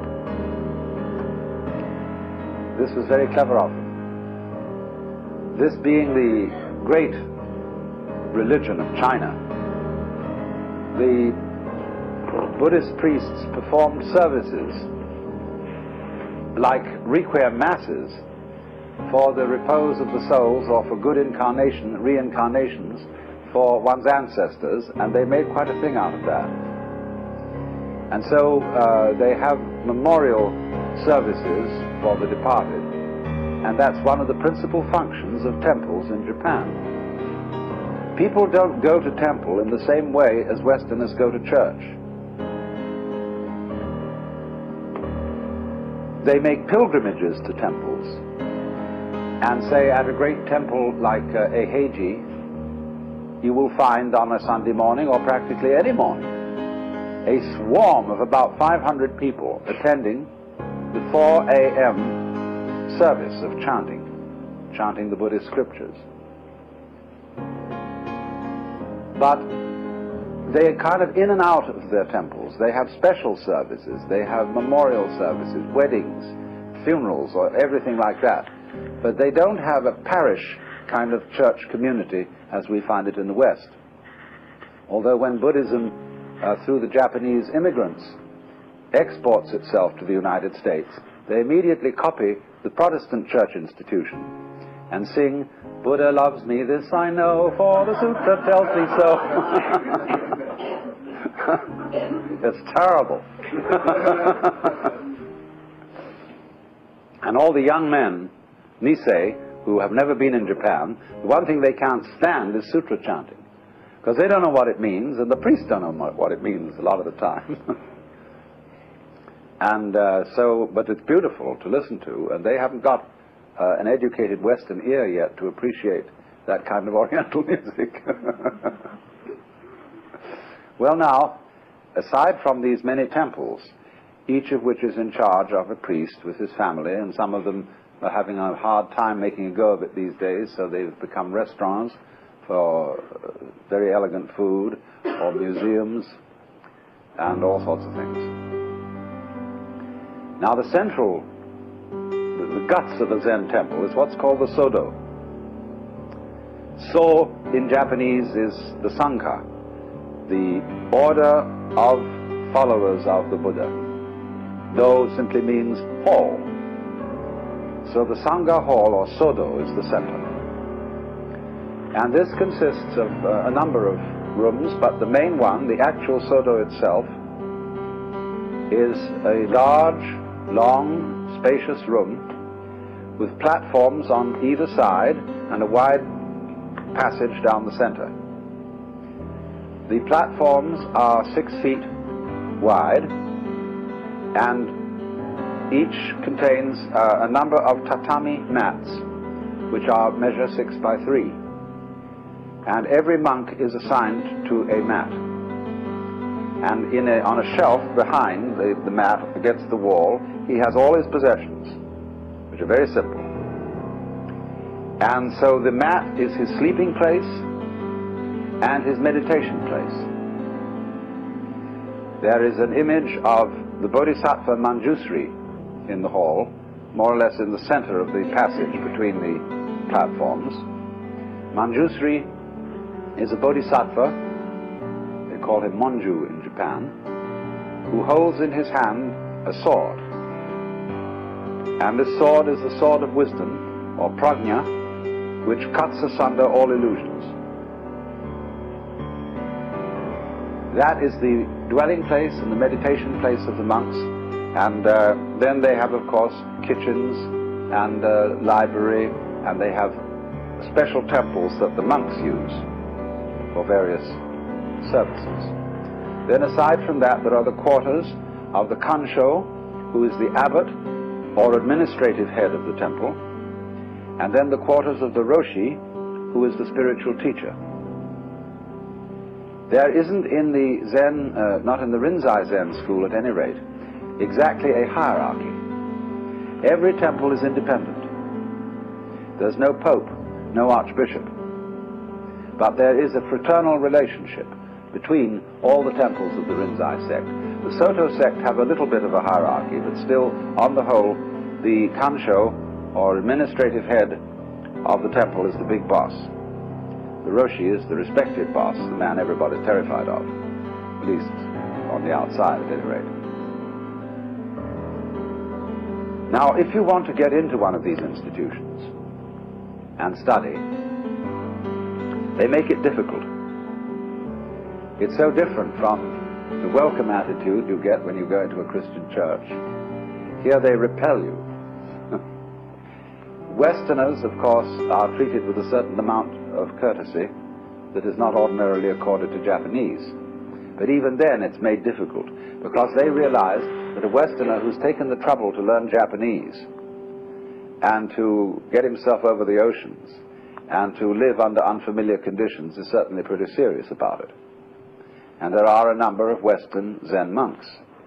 So funny, there's one at Eiheiji who comes from San Francisco, and he's tremendously tall, and to see him with all the others is quite amusing. Anyway, the formal approach is that you arrive in your traveling gear at the gate, and the Zen monk's traveling gear is most picturesque. He wears a great mushroom on his head, an enormous straw hat, about so wide, and then he has a black robe, rather shorter than a kimono, and he has long white tabi socks underneath, and gaita, which are the wooden sandals with bridges on them to keep you high up a bit. Or he may wear just plain waraji, which are straw sandals. Then he carries on the front his little box in which are his eating bowls, his razor, his toothbrush, and such necessities of life. Well, when he arrives, he's told that the monastery is very poor, and they can't afford to take on any more students, and that the teacher is getting old, and it might tax his strength, and things like that. So he has to sit on the steps, and he puts his traveling box in front of him. He takes off his big hat, and he lays his head on the box, his forehead, and waits there all day. But he is invited in for meals to a special little guest house, because no traveling monk can be refused hospitality. And he is admitted at night into this special place, but he is expected not to sleep, but to spend all night in meditation. In olden times, this went on for at least a week or 10 days to test this fellow out.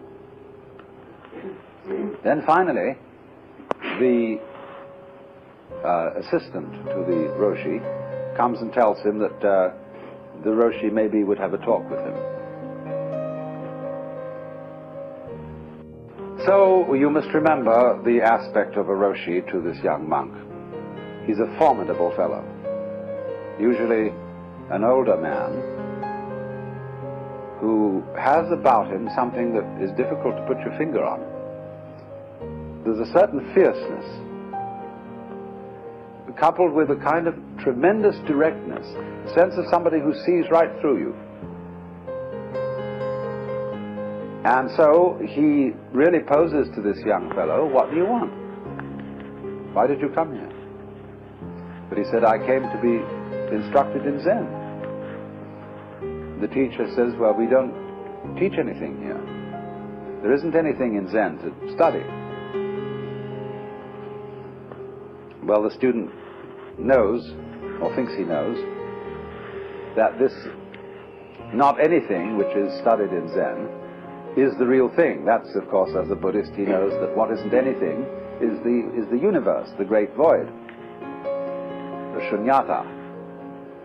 And so he isn't fazed by that. He says, well, nevertheless, you do have people who are working here and meditating under your instruction, and I'd like to join them. Well, maybe, but strictly on probation. And then, of course, all the details are taken. And he pays a ridiculously small fee, in modern Japan at any rate, to be able to stay in the monastery. It's very, very inexpensive. Now the teacher comes back and says, now you want to study Zen. Why? Well, because I'm oppressed by the rounds of birth and death, in other words, by the vicious circles of life in which I find myself, by suffering, by pain, and so on, and I want to be emancipated. The teacher says, who is it that wants to be emancipated? Well, that's a stopper. There was a good old story about one of these preliminary interviews.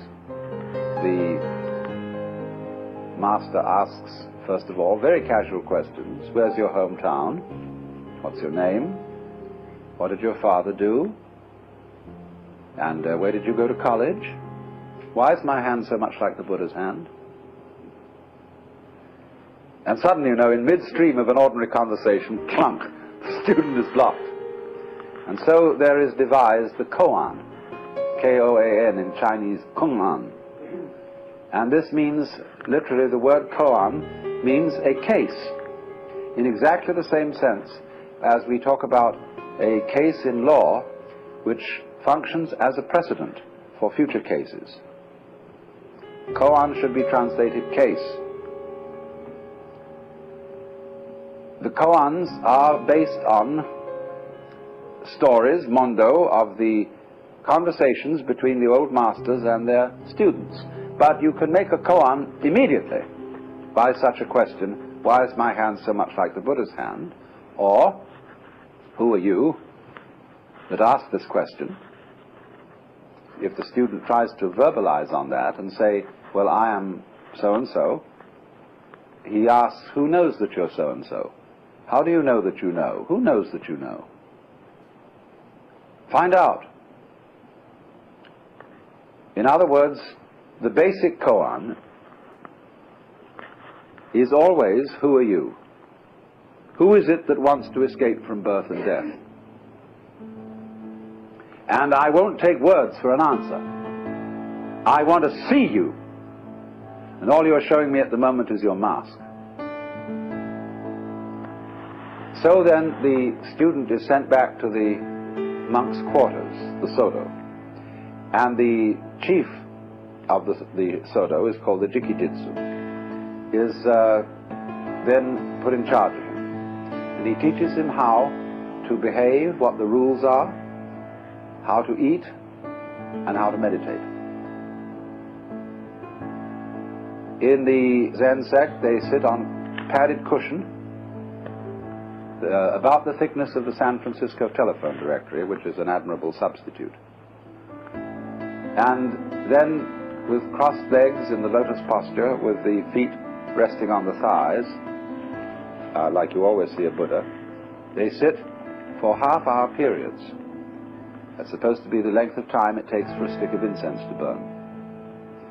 And then, when wooden clappers are knocked together, they all get up and they walk round and round the room quite fast, at a kind of bump pace. And this keeps you awake. Then at a given signal they go back and meditate again. And constantly there is a monk, one on each side, carries a long flat stick shaped almost like this fan, in the sense that it's thin at one end and rounded at the other. And if this guy sees a monk who's slouching or sleeping or goofing off in some way, he very respectfully bows before him, and the monk rests his head on his knees, and this fellow takes the stick and hits him vigorously on the shoulders, here, like this. Now, most apologists for Zen say, this is not punishment, it's simply to keep you awake. Don't you believe it? I've investigated this, and it's the same as the sort of British boys' school, only it doesn't have the erotic qualities that the British floggings do. Zen people are cool about it, but it is a kind of a fierce thing. Anyway, the point of the meditation, the Zazen, is that perhaps at the beginning one does nothing more than count your breathing. So many breaths, in counting in tens, just to allow your thoughts to become still. Zen people do not close their eyes when they meditate, nor do they close their ears. They keep their eyes on the floor in front of them, and they don't try to force away any sounds that are going on, or any smell, or any sensation whatever. Only they don't think about it. And this can become an extraordinarily pleasant occupation. All the little sounds of distant traffic, of birds, of somebody carpentering somewhere and a hammer going, dog barking, or especially rain on the roof. Gorgeous. They don't block that out. But as time goes on, instead of counting breathing, they devote themselves to the koan problem, which the Roshi has assigned. What is the sound of one hand? Who were you before your father and mother conceived you? When Joshu was asked, does a dog have Buddha nature? He replied, no. What is the meaning of no? Move. All sorts of these problems. And so as time goes on, every day the student goes to the teacher for what is called Sanzen. Sanzen means studying Zen. And he has to present a satisfactory answer to the koan. Now, Sanzen is the moment in the monastery when no holds are barred, although there's a very formal approach to it. The monk has to stop outside the master's quarters and make this mokugyo.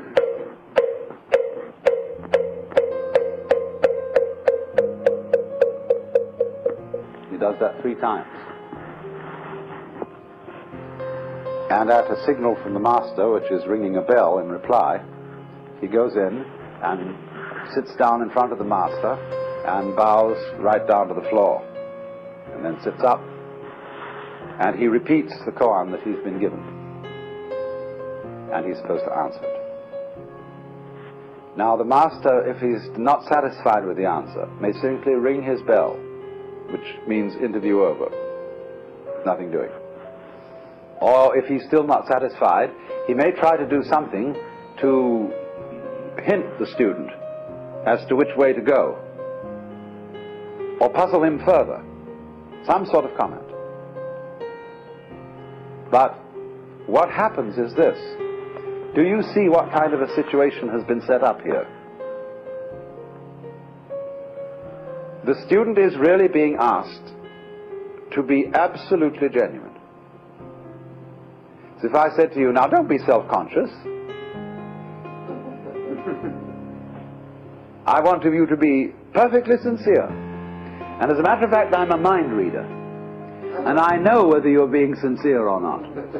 I can see right down to that last little wiggly guzzle in the back of your mind. And if you think I can, you see, I'm putting you in a double bind. I'm commanding you to be genuine. How can you possibly do that on command? Especially when the person you're confronted with is a father figure, an authority figure. And in Japan, the sensei, the teacher, is even a more authoritative figure than one's father, which is saying a lot. But you are being asked in the presence of this tiger to be completely spontaneous. Or it isn't put in that way, you see, though. I mean, I'm describing this from the standpoint of a psychologist observing what's going on here. No, the thing you've got to do is you've got to hear the sound of one hand. And as your answers become more and more rejected, you get more and more desperate. And there is built up the state that is called the great doubt. The students do everything, you know. They've read all the old Zen stories, and they come in with pieces of rock and wood, and they try and hit the teacher. They do everything they get, and nothing will do. I remember I had a friend studying in Kyoto, and on the way to the master's quarters, who passed through a lovely garden with a pool, and he saw a bullfrog in the garden, and he grabbed this bullfrog. They're very tame in Japan. Put it in the sleeve of his kimono, and when he got in to give an answer to his koan, he produced the bullfrog. And the master shook his head and said, too intellectual.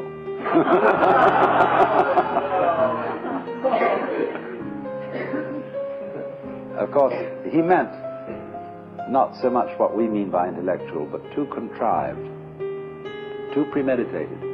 You know, you're just copying other people's Zen antics, and that's something you just can't get away with.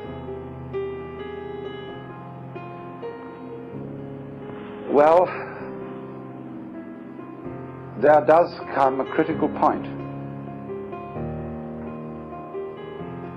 of total desperation. And when the student reaches that point, the teacher really starts encouraging him. He says, now, come on, you're getting warm, but you must be ready to die for this. You must, students have even been put under, into the position that if they don't get it in so many days, they're going to commit suicide. And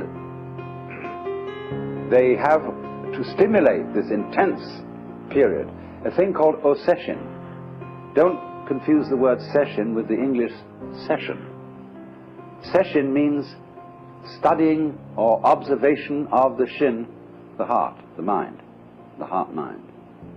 And at this time, they only sleep 4 hours a night. And they meditate solidly all through the day. They go for the Sanzen interview twice a day, every one of them. And it's a tremendous workout and will last about 5 days, 5 or 6 days.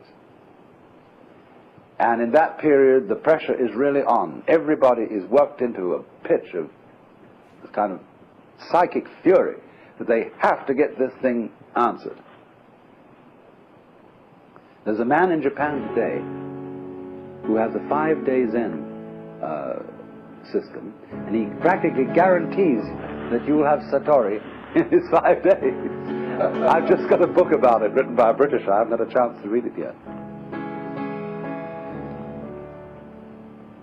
Well, I had someone I knew of who was over studying Zen on a Fulbright grant, and the grant was winding up, and he still hadn't got the sound of one hand. He said to the master, look, the grant's running out and I can't stay here, and I've just got to get this thing.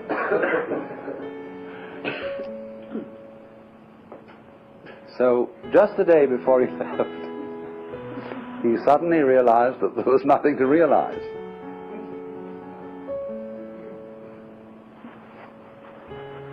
And that was it.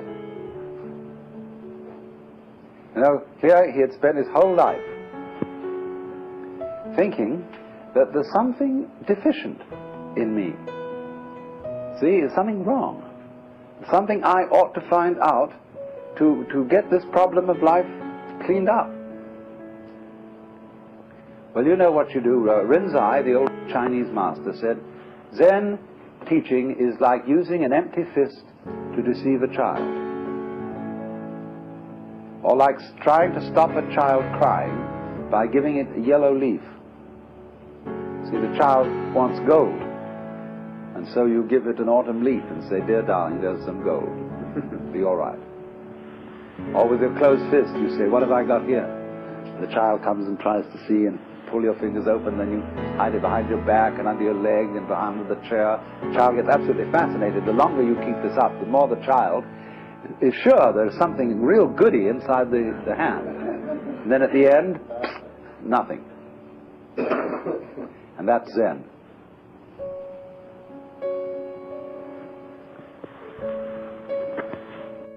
So there comes the time, you see, when the student can go in front of the master and not give a damn, because he's seen the point. There wasn't a problem. He made up the problem himself. He came and projected it on this master who knew how to handle that kind of person by making him much more stupid than he was before,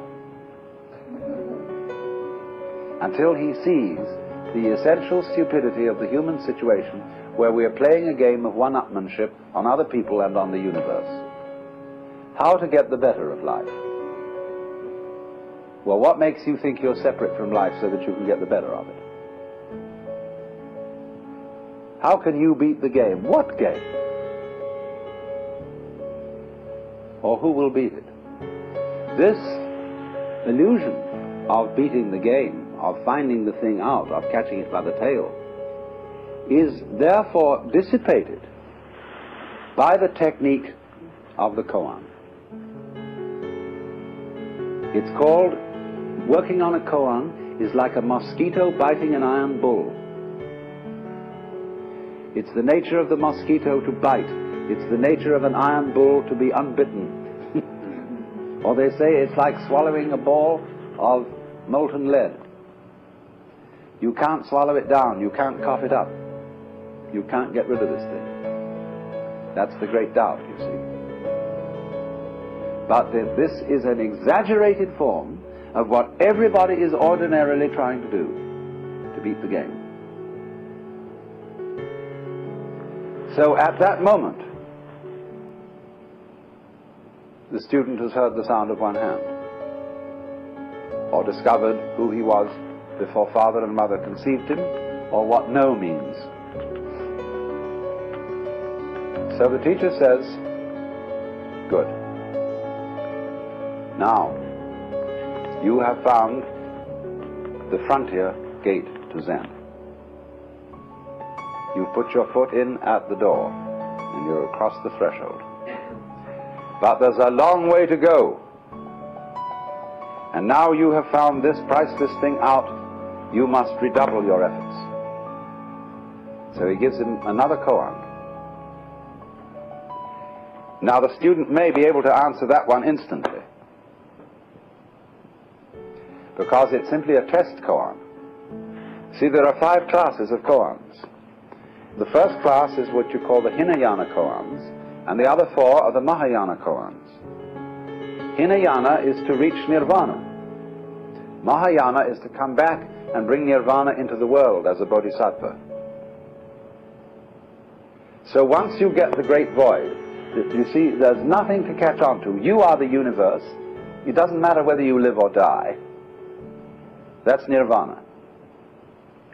All clinging to life, everything like that, you see then that it's hopeless.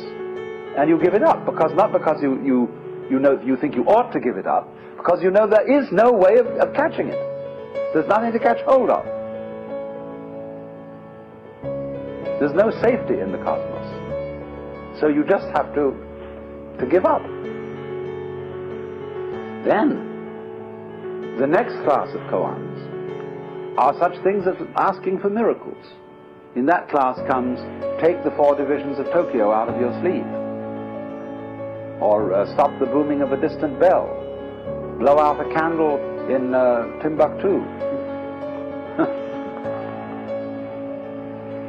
But as they go on in various ways, they are concerned with all kinds of problems and how Zen understanding deals with those problems, until we get in the end to the study of morality and rules of social and monastic life. That's the last thing, and the Zen way of understanding it. Now, this takes very, very differing periods of time. Some people get through in as little as 10 years, the whole thing. There is a very brilliant Westerner by the name of Walter Novick, who has just about completed the whole thing. And he's a musician and a pianist. And he'll come back to this country as the first accredited Zen master of the West. And he'll set up his little sodo on a farm and wait and see what happens. The day of graduation comes, and then everybody turns out and there's a great hullabaloo, and they salute the departing monk, and he goes out. He may just become a layman, as I said, or become a temple priest, or he may be himself a Roshi. Well now, the essential of this whole system, as you see, is to use a hair of the dog that bit you for the cure of the bite. It's homeopathic. When people are under delusion, they cannot be talked out of the delusion. No amount of talk could persuade anybody that his ego is an illusion, because he knows it's there. He knows I am I, and simply won't believe you if you tell him that this is nothing but post-hypnotic suggestion. So the only way to convince a fool of his folly is to make him persist in it. As Blake says, the fool who persists in his folly will become wise. By some psychiatrists I know when they get a person who overeats and is tremendously fat, the first thing they do is they make them put on 15 more pounds. And get an alcoholic terribly drunk. Oh, and sick and just as awful as could be, you see. Really make him go at it. See? That's a method that's used. Sometimes works, sometimes doesn't. It's a rather desperate method. Rather dangerous method. Zen is dangerous too. People could easily go crazy under this sort of strain without a good advisor. Well, it is clear, of course, that this method of Zen training is most unsuited to the modern age. And this is witnessed too by the fact that the temples are relatively empty. Myoshinji, the biggest one in Kyoto, is built to house 600 monks. There are only 80. And you might think that was quite a crowd, but it isn't compared with the old days. To young people in Japan today, this is all incomprehensible. They see no point in it. A few, yes, but they are mostly clergy sons carrying out the family tradition. And that's very bad indeed, to be sent to a monastery virtually. As though the only possible success can come for someone who goes because he feels that nothing else in the world will satisfy him. He just has to do it. And so the traditions, as in all these ancient organizations, have become very fixed. A lot of it's meaningless. It is certainly not going to last. Not in that form. It's falling apart right under our eyes. It's old and it's set in its ways. Also, since the time of Hakuin, the koans have been given fixed answers. That is to say, there is a sort of prescribed way in which to answer, and you've got to hit on the right one.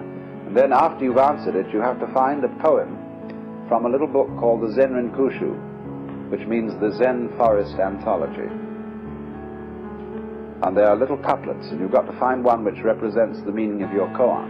I mean, you know, take the 4 divisions of Tokyo out of your sleeve. Nothing could be simpler. But some monk has recently threatened to publish all the answers to the koans, so that the masters would have to get on their toes and invent new ones. I know a Roshi who invents new ones. And the moment they open their mouths, he stops them. No, no, no! Too late.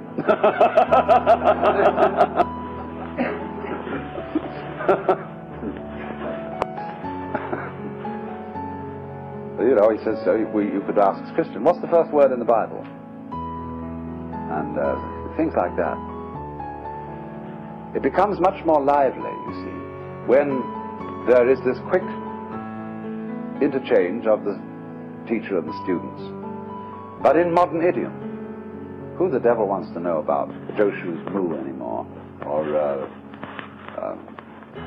some ancient fellow's questions, couched in language, incidentally. This is part of the problems they have. The language of these koans is very archaic. I mean, what is the sound of one hand? Well, there's a Chinese proverb which says, one hand won't make a clap. So if you don't know that proverb, if that proverb is in everyday use, and I say to you, what is the sound of one hand? Then it has some sense. But there are all kinds of, shall I say, references, allusions in the old stories, and they therefore don't necessarily fit our world or the Japanese world today. You have to take the koans out of everyday life, things that are going on now, you see.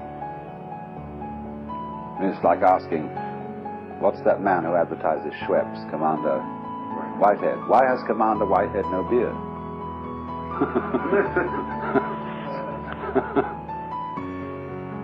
There was, though, you see, there was a division in the history of Zen. There was a critical point in the 17th century when there were 2 very great masters, Hakuin and Bankei. Now, the 17th century is tremendously important in Japanese history because that was a time of what you might call the democratization of culture. Basho invented haiku poetry so that everyone could be a poet. Not necessarily for publication, but for one's own fun. People didn't write poems for publication necessarily. They wrote poems for parties. And he invented the 17-syllable haiku as a result of his Zen feeling for nature, so that he could put this within the reach of everybody. What had happened to poetry before that time was that it had become so obscure and so effete and so sophisticated that only great literati could do it at all. This happened to Chinese poetry. There were so many references to other poems. It was like reading T.S. Eliot. You know, the 4 quartets. You could get an annotated 4 quartets showing you the sources of all the phrases he's borrowed. And sometimes you have to know the source in order to see what he means by it. And all shall be well, and all shall be well, and all manner of things shall be well. All right, that's straight from the Revelations of the Divine Love by Dame Julian of Norwich. But whoever would know that? You have to understand the scene she was digging in order to know really what Eliot's getting at in that all shall be well. And he's full of that. He quotes the Bhagavad Gita. He quotes everybody. So if we all had to write that way, nobody could be a poet, unless he was a great scholar. So Basho popularized the haiku. And the haiku are originally based on the Zenrin poems. They take their flavor from that. There is one, you see, that bird calls, mountain changes to be more mysterious. The first line of that says, the wind drops, but the flowers keep on falling. The bird calls and the mountain becomes more mysterious.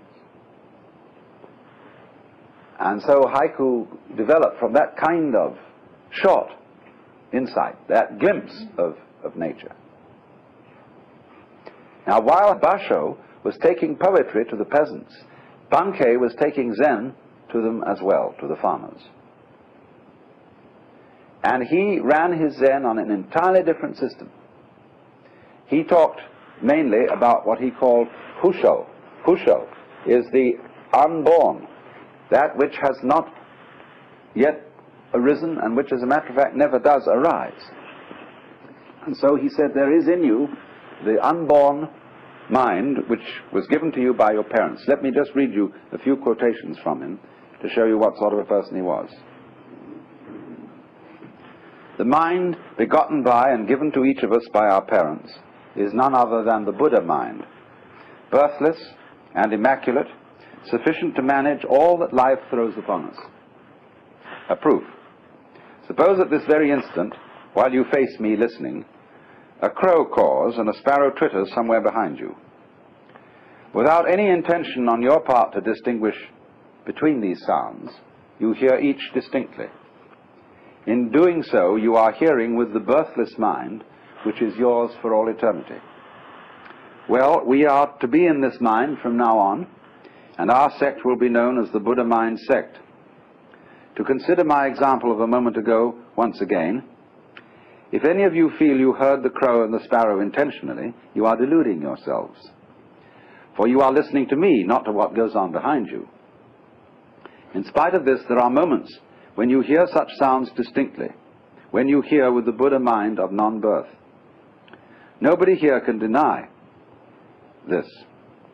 All of you are living Buddhas because the birthless mind which each possesses is the beginning and the basis of all. Now, if the Buddha mind is birthless, it is necessarily immortal, for how can what has never been born perish? You've all encountered the phrase, birthless and imperishable, in the sutras. Not born, not dying. But hitherto you've not had the slightest proof of its truth. Indeed, I suppose, like most people, you've memorized this phrase while being ignorant of the fact of birthlessness. When I was 25, I realized that non-birth is all sufficient to life, and since then, for 40 years, I've been proving it to people just like you. I was the first to preach this greatest truth of life. I ask, have any of you priests heard anybody else teach this truth before me? Of course not. A priest said to him, once in the Buddha mind, I'm absent-minded. Bankei says, well, suppose you're absent-minded as you say. If someone pricked you in the back with a gimlet, would you feel the pain? Naturally. Then you are not absent-minded. Feeling the pain, your mind would show itself to be alert. A layman says, though I undertake Zen discipline, I often find myself lazy, weary of the whole thing, unable to advance. And he replies, once in the Buddha mind, there's no need to advance, nor is it possible to recede. Once in birthlessness, to attempt to advance is to have receded from the state of non-birth. A man secure in that state need not bother himself with such things. He's above them. The Buddha mind in each of you is immaculate. All you've done is reflected in it. But if you bother about one such reflection, you're certain to go astray. Your thoughts don't lie deep enough. They rise from the shallows of your mind. Remember that all you see and hear is reflected in the Buddha mind and influenced by what was previously seen and heard. Needless to say, thoughts aren't entities. So if you permit them to rise, reflect themselves, or cease altogether as they are prone to do, and if you don't worry about them, you'll never go astray. In this way, let 100, nay 1,000 thoughts arise, and it's as if not one has arisen. You will remain undisturbed. The only thing I tell my people is to stay in the Buddha mind. There are no regulations, no formal discipline. Nevertheless, they have agreed among themselves to sit in Zen for a period of 2 incense sticks daily. All right, let them. But they should well understand that the birthless Buddha mind has absolutely nothing to do with sitting with an incense stick burning in front of you. If one keeps in the Buddha mind without straying, there's no further satori to seek. Whether awake or asleep, one is a living Buddha. Zazen means only one thing, sitting tranquilly in the Buddha mind. But really, you know, one's everyday life in its entirety should be thought of as a kind of sitting in Zen. Even during one's formal sitting, one may leave one's seat to attend to something. In my temple, at least, such things are allowed. Indeed, it's sometimes advisable to walk in Zen for one incense stick's burning and sit in Zen for the other. A natural thing after all. One can't sleep all day, so one rises. One can't talk all day, so one sits in Zen. There are no binding rules here. And so that's what happened, you see. Bankei was the abbot of Myoshinji, the Roshi. And he stopped the monks using the kaiseki stick to hit them when they weren't meditating or sleeping in meditation, because he said, even a sleeping man is still a Buddha, and you shouldn't be disrespectful. And he attempted a Zen of no methods. You can meditate if you want to, that's fine. But that's like polishing a brick to make a mirror. And he used to say, too, that trying to purify your mind is like trying to wash off blood with blood. But Bankei Zen was elusive. Hakuin had 8 successors. Bankei had none. And some people think that that was the most admirable thing about him.